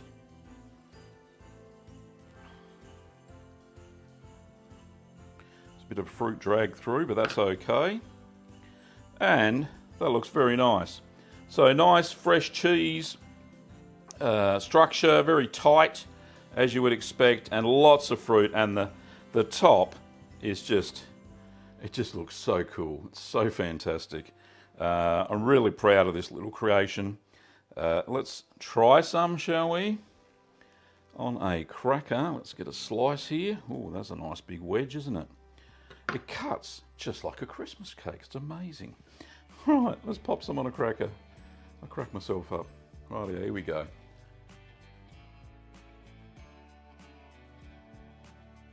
Mmm.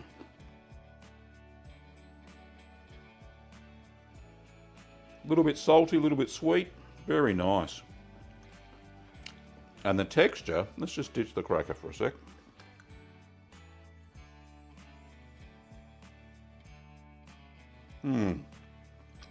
Oh, that's nice, just by itself actually. The fruit and nuts all the way through. So good. This cheese will be a hit on Christmas Day, I guarantee it.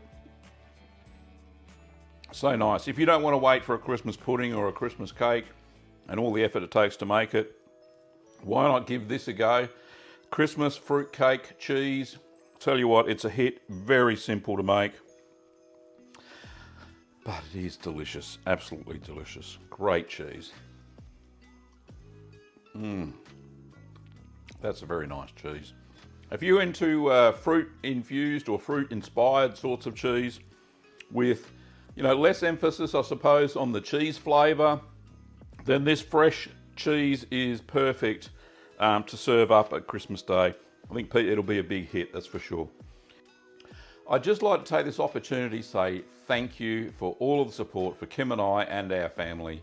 During 2020, it's been one heck of a year, especially with Kim's treatment, ongoing treatment, and all the crazy things that have happened around here, including the loss of our dog, Teddy.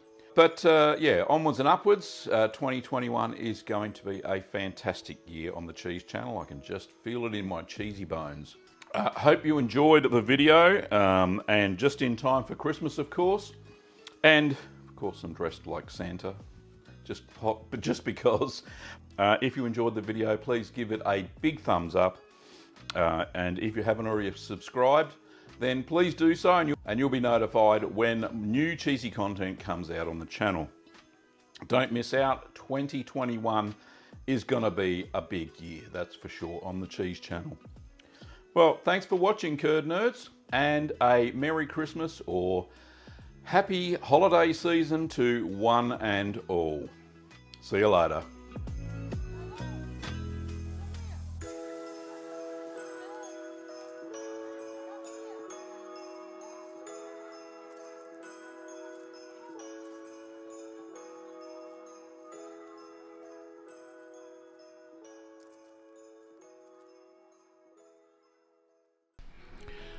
Well, g'day, Curd Nerds. Did you know that I've also got a merch store? Yes, I sell mugs, t-shirts, stickers, and aprons even, yes, over at merch.cheeseman.tv.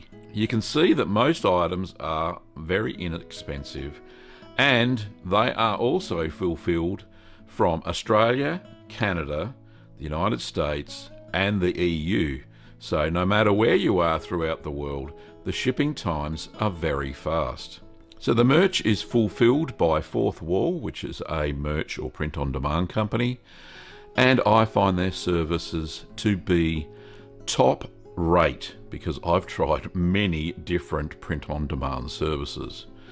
So, because I order the merch myself, like this cup, talk curdy to me, then you can see that I have experience in receiving my own merch at good times, and they are good quality. So if you want to check out and support the channel, then pop over to merch.cheeseman.tv. Thanks for listening to my little advert, and I hope you're enjoying the live stream.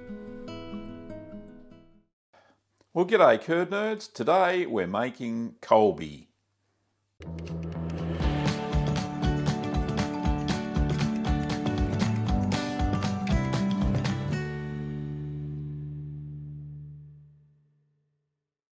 So Colby is a semi-hard cow's milk cheese that is slightly nutty and has a more yellow colour than what, say, cheddar does. That's due to the addition of annatto. Yeah, it was invented in 1885 by Joseph F. Steinward, and the name stems from the small town that was founded 3 years after, which was named Colby. Now this is in Wisconsin in the United States of America, so it's known as the first true American cheese that was actually developed within the United States. Anyway, it's a lovely tasting cheese. It's from the family of washed curd cheeses, and you'll see me wash the curds during the cheese making process. Anyway, let me show you how I made Colby. So the milk that I'm using today is from Inglenook Dairy. I'm using their unhomogenized milk. It's a full cream milk with about 3.8% fat.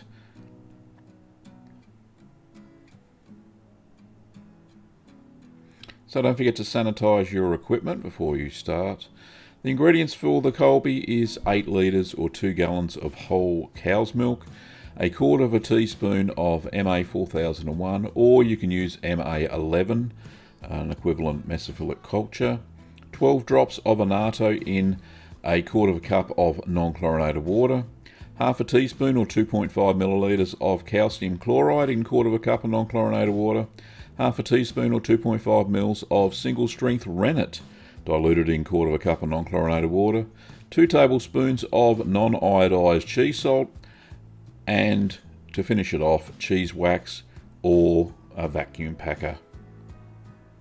So don't forget to stir the cream into the milk and then clip your thermometer on and bring the milk temperature up to 31 degrees Celsius or 89 Fahrenheit. Just give that a check, second check with my other thermometer, and yeah, it's pretty spot on. A little bit over, but that'll cool down a little bit during the acidification process. So take all your utensils out of the milk, and we're going to add the culture. So just sprinkle that over the top of the milk. Now, if you're using a Sacco brand culture, then I would halve the culture for this. It's a very strong culture with no fillers. So pop the lid on top and allow the culture to rehydrate for 5 minutes. So after the 5 minutes, we're just going to stir in the cultures into the milk. So I'll do that for about a minute. And pop the lid back on top. And we'll allow the milk to ripen or acidify for 60 minutes.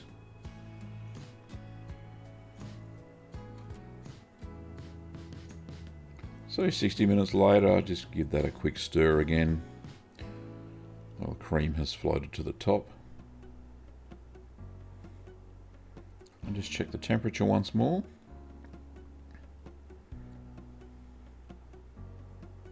It has dropped down a little bit, but that's still okay.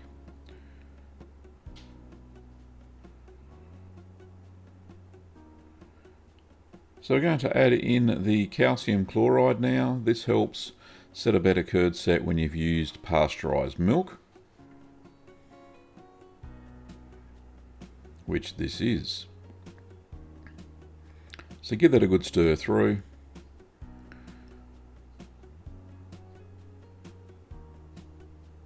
Now we're going to add in the annatto solution. Always add your annatto before your rennet. So give that a good stir through. That'll slightly change the colour. If there's any fat globules sitting on top or cream, then just scoop that off at this stage before we add the rennet. So we're going to add the rennet now. Just pour that in while stirring.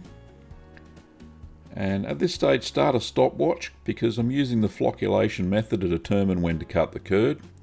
But give the milk a good stir for no more than 1 minute. So I get a little plastic lid that has been sanitized, and I'm going to float that on top of the milk so I can give it a spin. That way I'll know when the casein matrix is set into started to set anyway into the curds, which is known as the flocculation point. So I begin testing in about the 8-minute mark, and I test it about every 30 seconds. Just give it a little bit of a spin. If it starts to resist, then you know you've reached the flocculation point.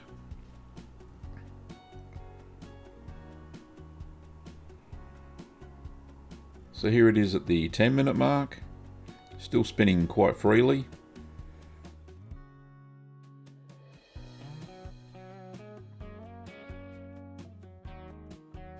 And then at 13 minutes, it's starting to get a little bit of resistance.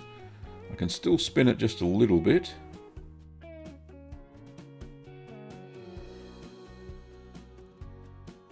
And I checked it a little while later, and yeah, it won't move now without me actually twisting it properly. So I determined that was the flocculation point, so about 13.44 minutes, or 13 minutes 44 seconds. So I'm using for this cheese a flocculation multiplier of 3.5. So we take the time in decimal, so it's 13.75 minutes, times by 3.5, and that gives us a total curd set time of 48 minutes, 48.1 minutes. Anyway, so we subtract that from the original, and we've got 35 minutes left to set the curds. So I'll just set my timer for 35 minutes. There we go.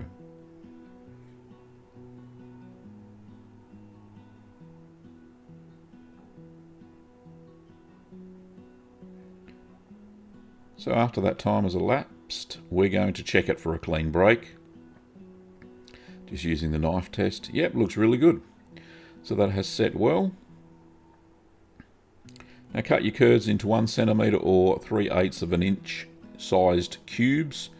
So I've done the horizontals there with the curd cutter. I'm doing the verticals now with my curd knife.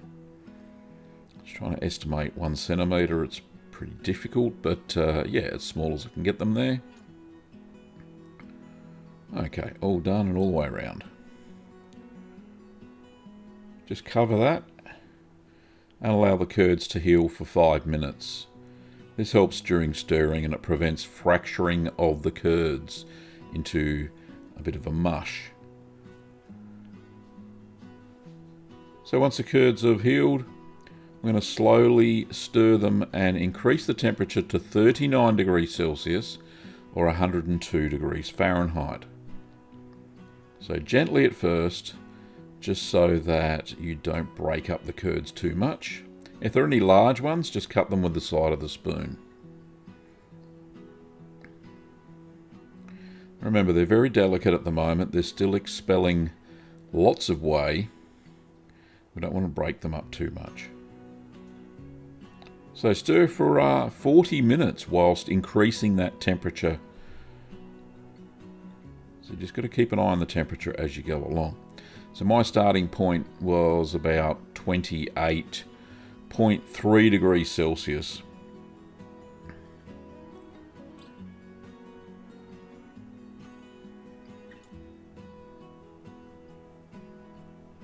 So I'm turning the heat on there and just increasing it. So we're up to 38.6, which is close enough to 39.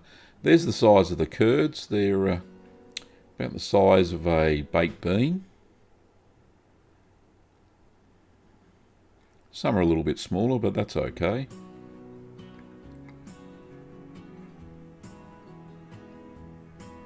So once you reach the target temperature, we're going to continue to stir for another 30 minutes.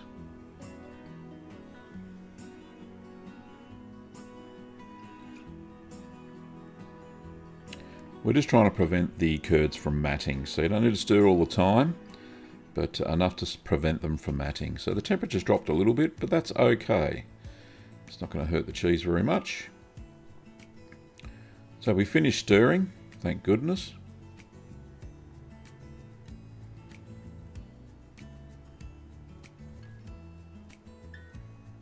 So take your spoon out, and we're going to allow the curds to settle for 5 minutes, because we're going to move on to washing the curds in a second, so we need the curds to settle to the bottom. So take the lid off, get your sanitized sieve and cup, or you can use a ladle if you like, and dip off the whey down to the level of the curds.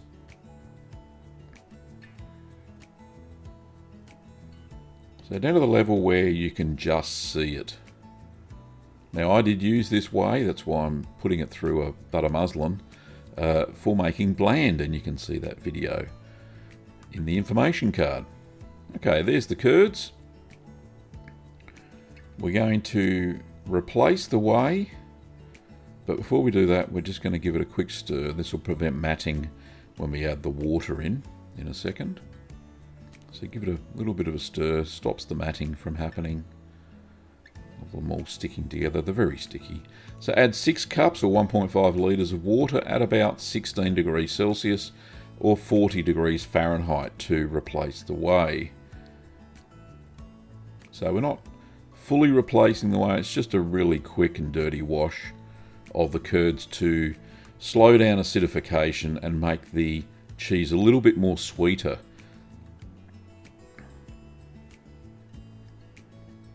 So the temperature was too high there, so I went and got another cup of water. I'm using non-chlorinated water for the washing, and the new temperature should be between 27 and 30 degrees Celsius or 80 to 85 Fahrenheit. So just at the upper limit, so that's fine. It'll cool down during this washing period.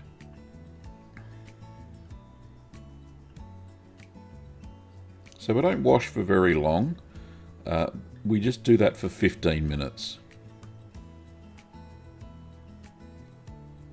Like I said, it lowers the overall acidity of the final cheese.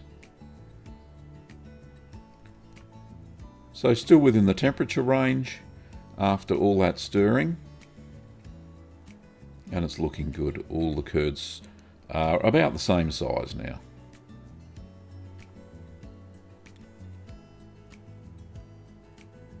So we're going to cover that and allow the curds to settle again for 5 minutes.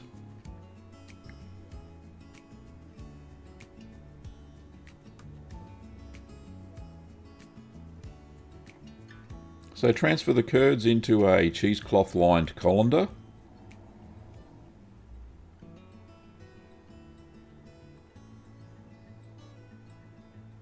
There we go, get it all out.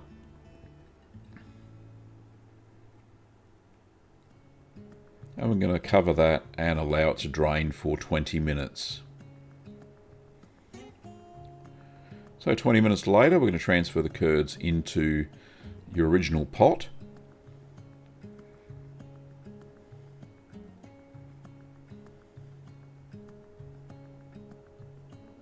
Now, if that's the only cheesecloths you've got, then line your basket with the cheesecloth.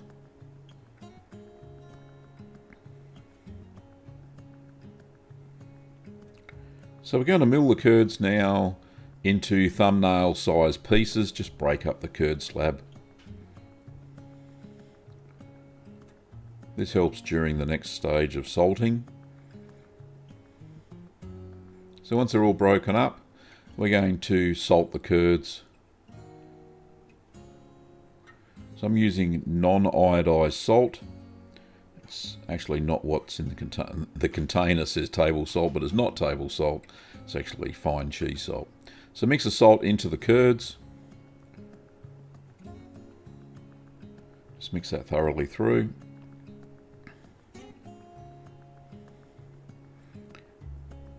And now we're going to fill up the baskets. Now, I've got 2 baskets there. I was trying to do an experiment. I'd had some followers printed for 3D printed for these new baskets that I'm using, and yeah, I wanted to try 2 different followers, but it didn't work. If you have a look a little bit later on, you'll see that they're a bit too flat. Anyway, top of the follower and press the cheese and apply 10 kilograms or 22 pounds of pressure for 30 minutes. Now really it should only be in one basket, not two.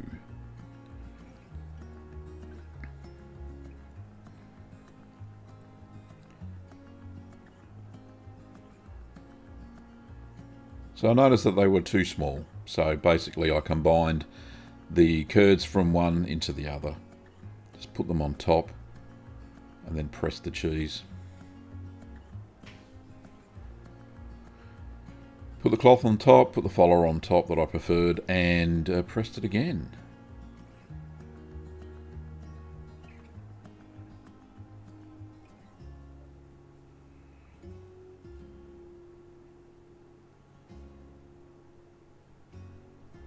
So I kind of started the process all over again.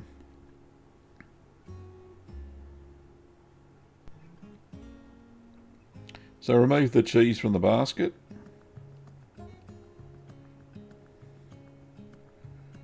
Take it out of the cloth, a little bit crumbly there, you can see. So turn it over, redress it, pop it back in the basket again and apply 10 kilograms or 22 pounds of pressure for 30 minutes.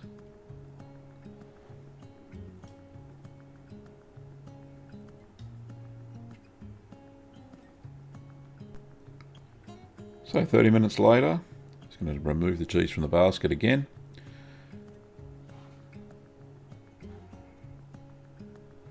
Take it out of the basket, turn the cheese over, it's looking a lot better now, and then redress it. And we're going to apply 18 kilograms or 40 pounds of pressure for 1 hour.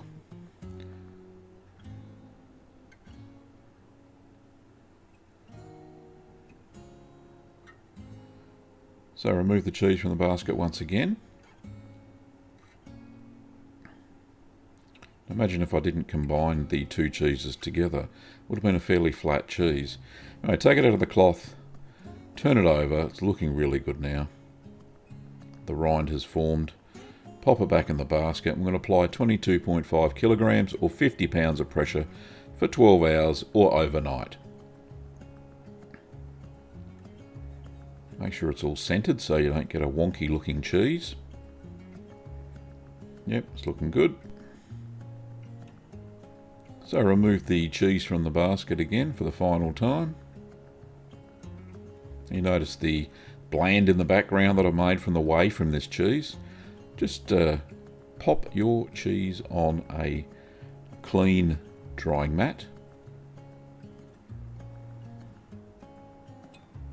It looks beautiful.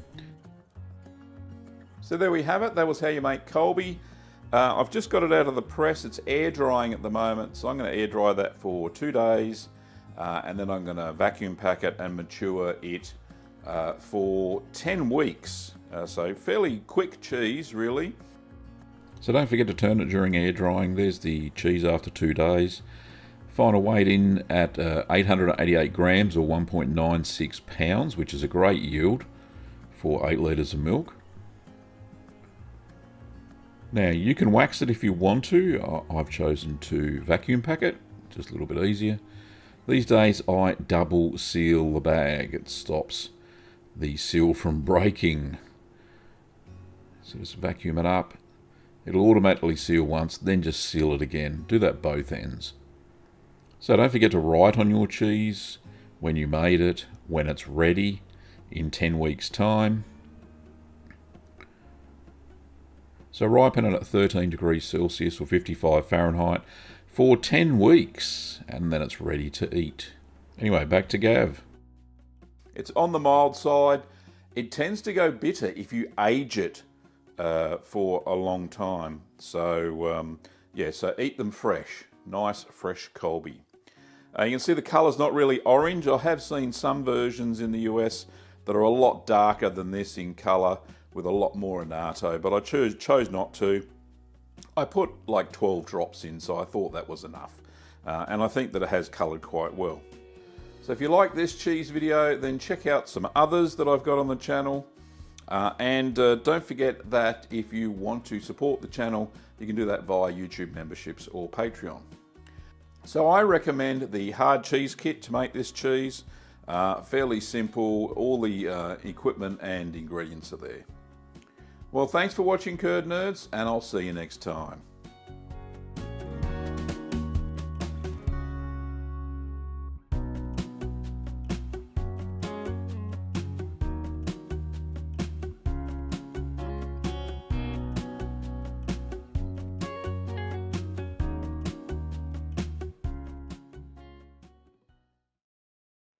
Well, g'day curd nerds. Today we're doing a taste test for Colby.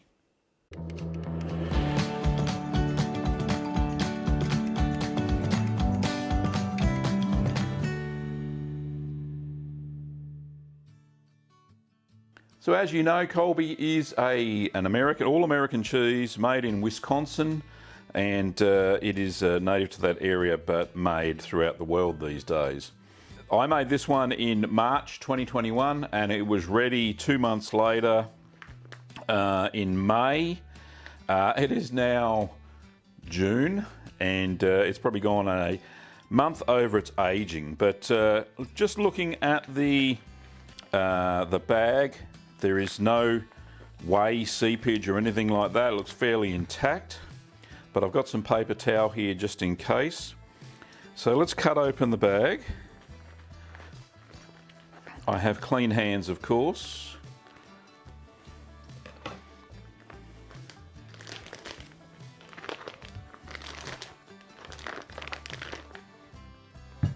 Yep, no, little bit of moisture in the bag, but nothing to speak of, so that's good. All right, ooh, smells cheesy. That's a good start. Yeah, it's not damp to touch. Alrighty.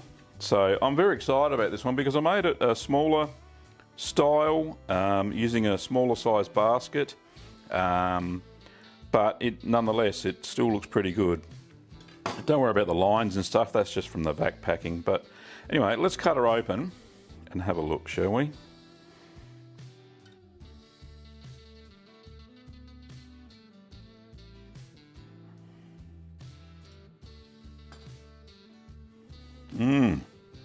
Very nice. Few little mechanical holes, but that's perfectly okay.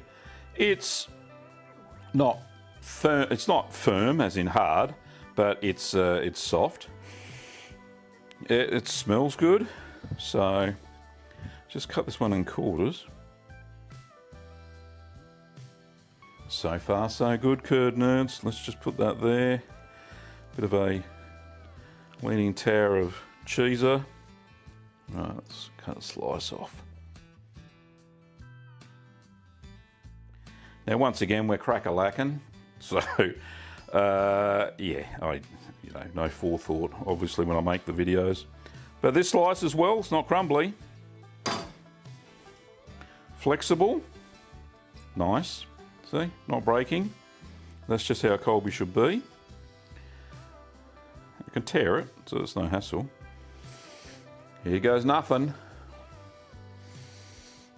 Smells great.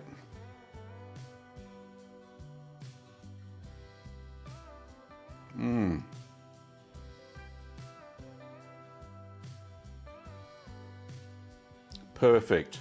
Smooth, mellow, not sharp at all. Great all-round cheesy flavour.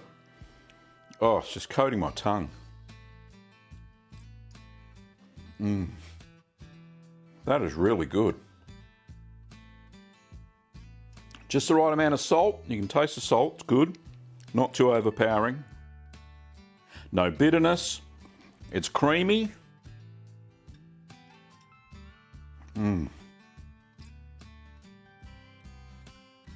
That is delightful.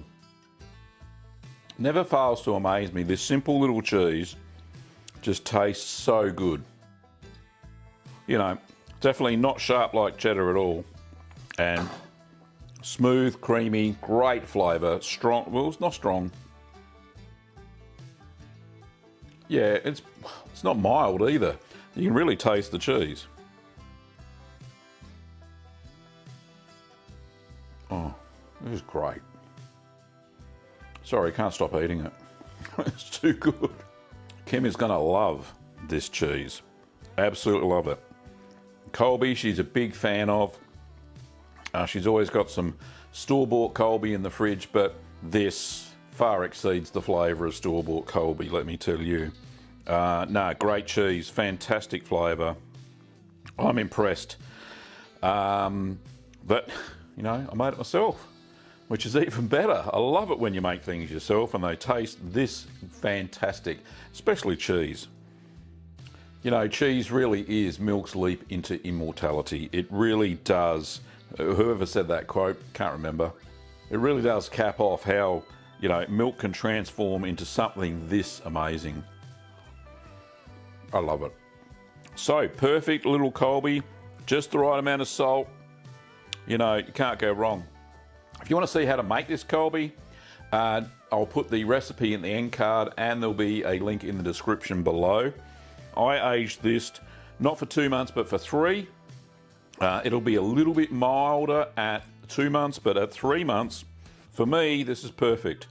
I wouldn't age this any longer than that, seeing it's supposed to be a mild cheese anyway. But oh, absolutely fantastic. Oh, I love Colby. I should make it more often, honestly. But great cheese.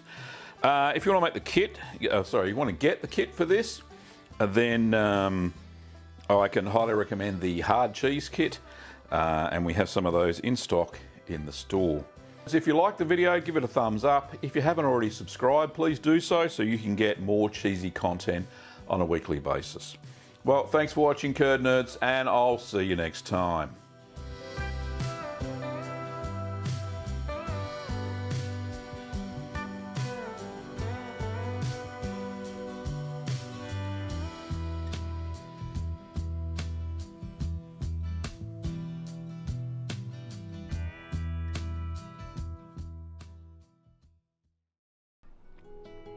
Did you know that Kim, my lovely wife, and I run a store called littlegreenworkshops.com.au? Now, Little Green Workshops is a labour of love. We started it way back in 2014, well, the online presence anyway. And it's to provide the Curd Nerd community with a facility to make their hobbies and their dreams come true. We supply kits, as you can see behind me, supplies such as rennet and starter cultures, calcium chloride, salt, and the like. As you can see here, we have just about all of the equipment and ingredients that you need to make your own cheese at home. So if you would like to see the channel grow and be part of the Curd Nerd community, you could do no better than picking up your supplies, equipment and kits over at littlegreenworkshops.com.au. I hope you're enjoying the stream, and don't forget to participate in the chat. I'm there most of the time. Anyway, back to the stream. Well, g'day Curd Nerds. Today we're making a cheese called Domiati.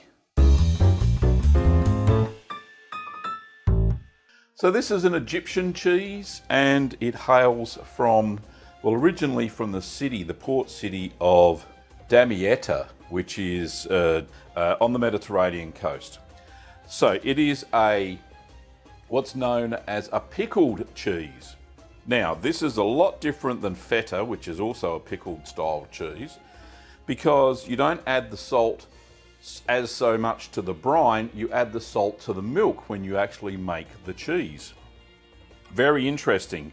And it can be eaten straight away or can be stored in a whey brine like this one I've got here for up to 6 months, I'm told, by the interwebs. Anyhow, let me show you how I made Domiati. So I'm using buffalo milk and cow's milk for this cheese. Don't forget to sanitize all of your equipment and lay it out on a clean tea towel. I'm using these rectangle shaped baskets, and you can find the link for these in the description below. They are perfect for this cheese. I'll set up my sink with my precision cooker to heat the milk. Now, the ingredients for Domiati are 2 litres or 2 quarts of cow's milk, pasteurised unhomogenised. I'm using 2 litres or 2 quarts of water buffalo milk. It's also been pasteurised and unhomogenised. 2/3 of a cup or 192 grams of coarse salt that's non-iodised. 1/8 of a teaspoon of MO92 thermophilic culture or alpine culture. 1/8 of a teaspoon or 0.75 millilitres of calcium chloride diluted in 1/4 cup of non-chlorinated water. 1/8 of a teaspoon or 0.75 millilitres of single strength liquid rennet. I'm using IMCU 200 diluted in 1/4 cup of non-chlorinated water. and a whey brine solution, 1/3 of a cup or 96 grams of salt to 1 litre of whey.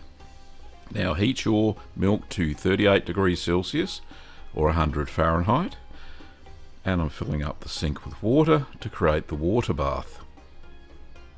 So once the milk is at temperature, just checking it here.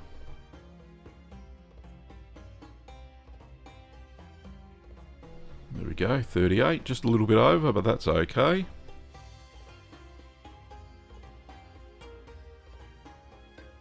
So now we're going to add the salt, so it's 2/3 of a cup, and we're going to stir that in and dissolve it into the milk.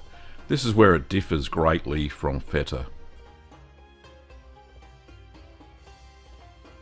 So stir the salt in until you can't feel any more coarse granules on the bottom of the pot.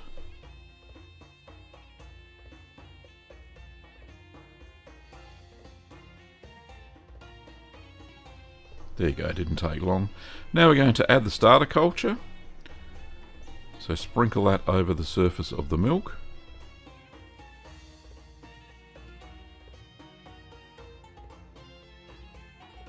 There we go.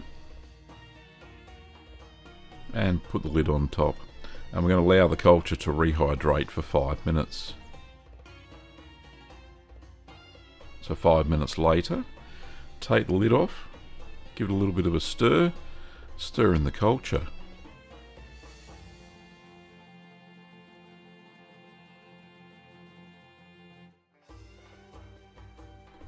Now we're going to add the calcium chloride and then give that a quick stir as well. And now we're going to add the rennet solution. Now don't stir the rennet for any more than 1 minute.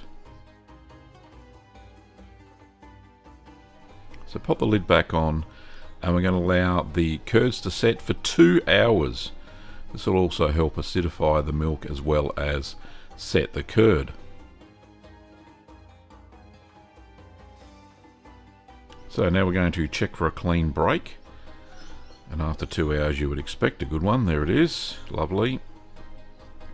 I'm going to cut the curds into 1.25 centimetre or 1/2 inch cubes. I'm using the curd harp there for the horizontals and the curd knife for the verticals.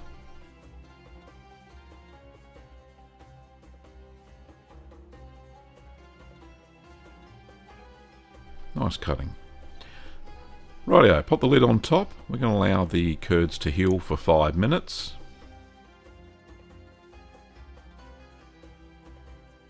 And after 5 minutes, you'll see a little bit of whey on top. We're going to stir the curds for 15 minutes. Now remember to keep the temperature of the curds at 38 Celsius or 100 Fahrenheit using your water bath.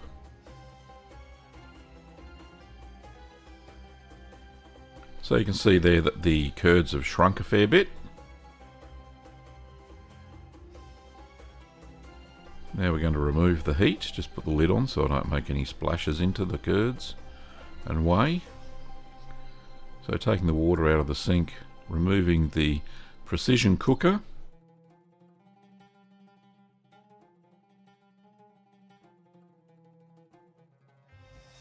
So transfer the curds into a cheesecloth lined rectangle basket using a ladle. Now you can see there that I've got a pot underneath a drainer, and I've got the basket on top. So use the ladle, and don't forget to reserve the whey. We're going to use that for storage of the cheese. Drains quite well. There are no issues with the drainage or having to wait for a really long time.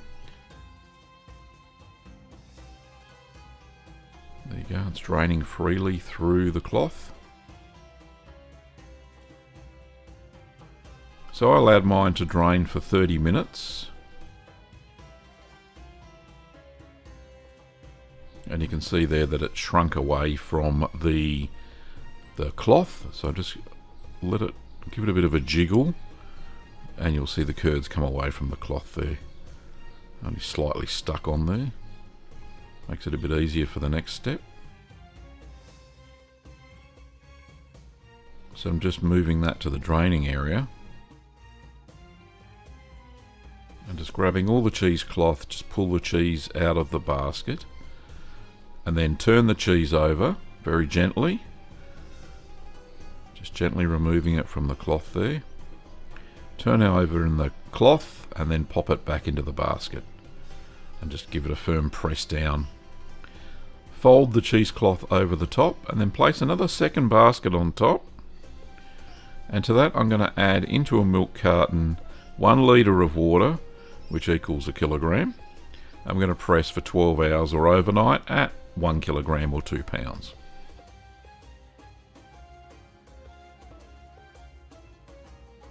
So about every 4 hours, because this was the middle of the day for me, I just turned the cheese over.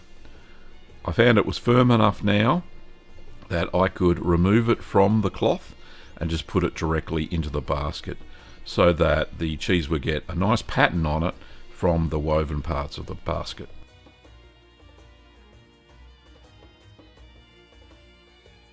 So another 4 hours, just turned it over, took the cloth off the top, just turned it over. It's a bit of a brick now. Just put the cheesecloth back over the top, put the basket on top, and then put the weight on top. So the next morning I made up the brine by putting 1 litre or 1 quart of the whey into a jug and then poured in the 1/3 of a cup or 96 grams of the salt and then stirred it until it was dissolved. So this whey is just used for storage. Remember, the cheese is already salted. We put the salt into the milk at the start of the process. So just pour the whey brine into the storage container. Get as much salt as you can out of the jug. So remove the cheese from the basket.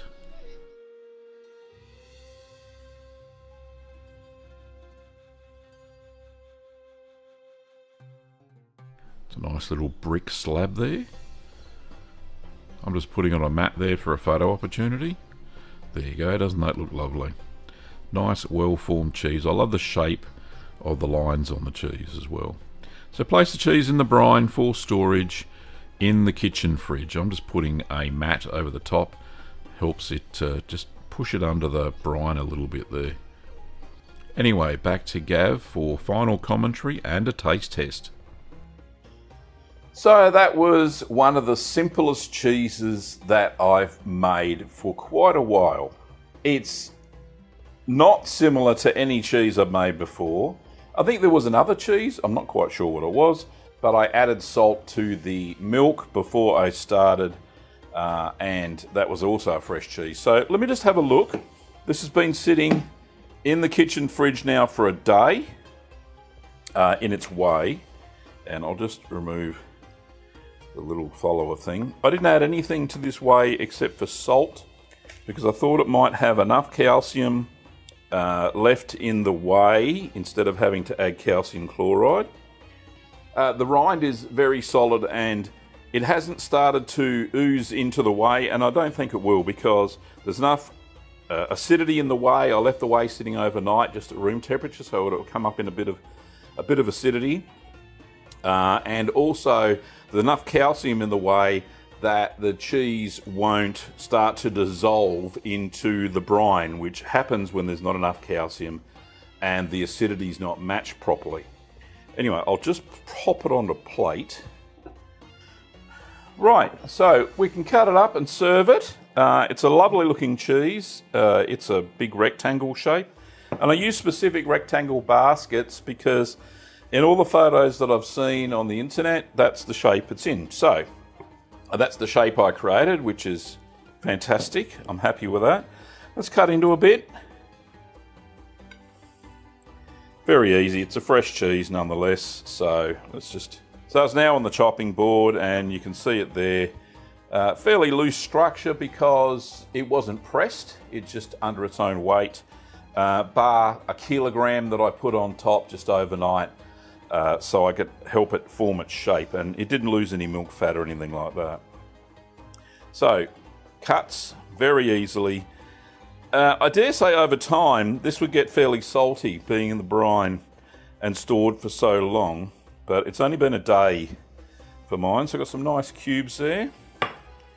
I've got some little cherry tomatoes just to serve it with. Let's put them on the plate. Make that look nice.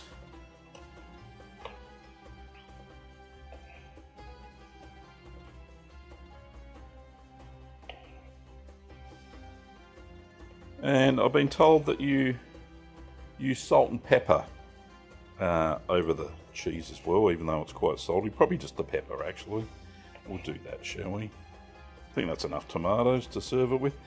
I have seen it made where it's put in layers, massive, big rectangle molds, and they sprinkle in capsicums or bell peppers, sliced red, yellow, and green, and that's into spread through the cheese, the curds itself, and then when it's then you eat that one fresh. So very similar.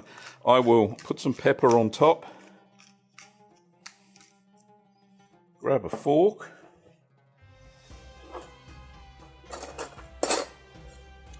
I dare say it'll probably go fairly well with a little bit of balsamic vinegar over the top as well, but I don't have any handy. No, I don't. All right, let's try it.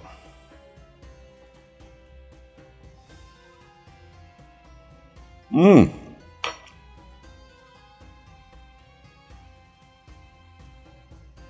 Mmm. That is delicious. A delicious fresh cheese. Now I know what all the Egyptians are on about. Mmm.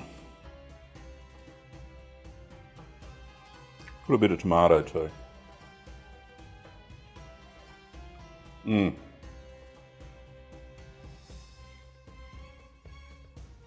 That is so good. I could eat a whole plate of this. And I probably will. Absolutely spectacular. Great cheese. And so simple to make. Why wouldn't you give it a go? So I'm going to store that back in its brine, put it back in the kitchen fridge, and it can just stay there until we demolish it. So, absolutely perfect way to keep this pickled cheese, domiati, nice and fresh and ready to eat. Don't forget to turn it every few days, or you may get some mold growth where it's popping out of the brine. But with the brining container that I'm using, I've just got the mat placed on it upside down, and it seems to hold the cheese down under the brine. So there's a tip. And yeah, let's do that now. So I'm using 1 litre, which is about 1 quart, and that seems to cover the entire cheese without too much excess being left over. So yeah, just in a normal plastic container, and I've got a ripening mat just put on top of that. I encourage you to make domiati. It's a great cheese. Perfect saltiness at this stage anyway. And like I said, it's only been in the brine about 12 hours, roughly, not even a day. But the saltiness comes from the curd, from all that extra salt that you add to the milk at the start of the process. It is popular throughout Egypt and the Middle East, and it is a delightful cheese to make. So this one was made with 50% buffalo milk and 50% cow's milk, and I'm told that is exactly the milk that they use in the commercial production of domiati. So that's why it probably tastes so creamy, and well, the freshness is just amazing. It's just really delightful little cheese. Anyway, if you want to get the ingredients to make this cheese and the baskets, then pop over to littlegreenworkshops.com.au. Well, thanks for watching, Curd Nerds, and I will see you next time.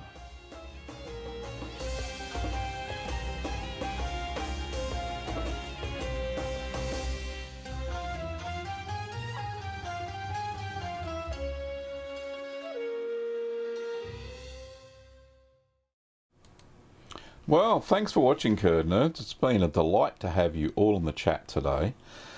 For the next live stream, which will be on Sunday morning, it'll be an episode of Ask the Cheese Man, and that is a regular favourite. I'll get the words out in a minute. A regular favourite with the Curd Nerd community. So I'll be airing again. If you go to the live tab of the channel, then you'll see that the next one is scheduled. So the next United Nations of Cheese will be next Friday again, starting at 7 p.m. Australian Eastern Daylight Standing Time. So I'll see you there as well.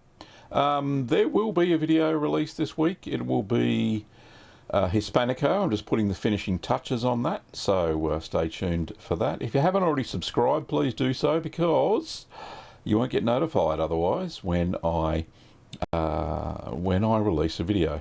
Now, there is another way to get informed of videos, and I'll just bring that up now and show you. If you pop over to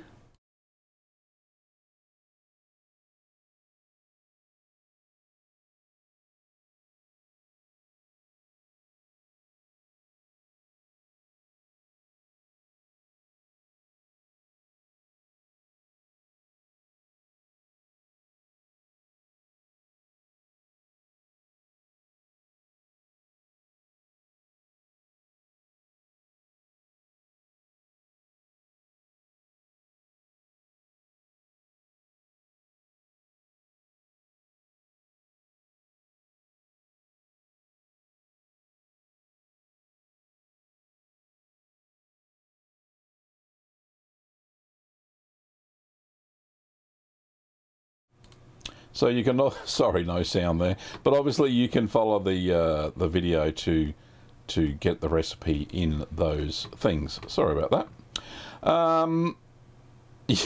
Yeah, so, random, you're so funny. But yeah, it was right. There was no sound. Silly sausage. Next time I'll plan my stream a little bit better. But anyway, if you want to sign up for the Curd Nerd newsletter, I'll just pop the link into the chat. There we go. And you can sign up for free, costs nothing. Every Wednesday I release an issue or an edition. So, all right, until next time, Curd Nerds, thank you for watching, and I will see you next time. See you later. Bye-bye.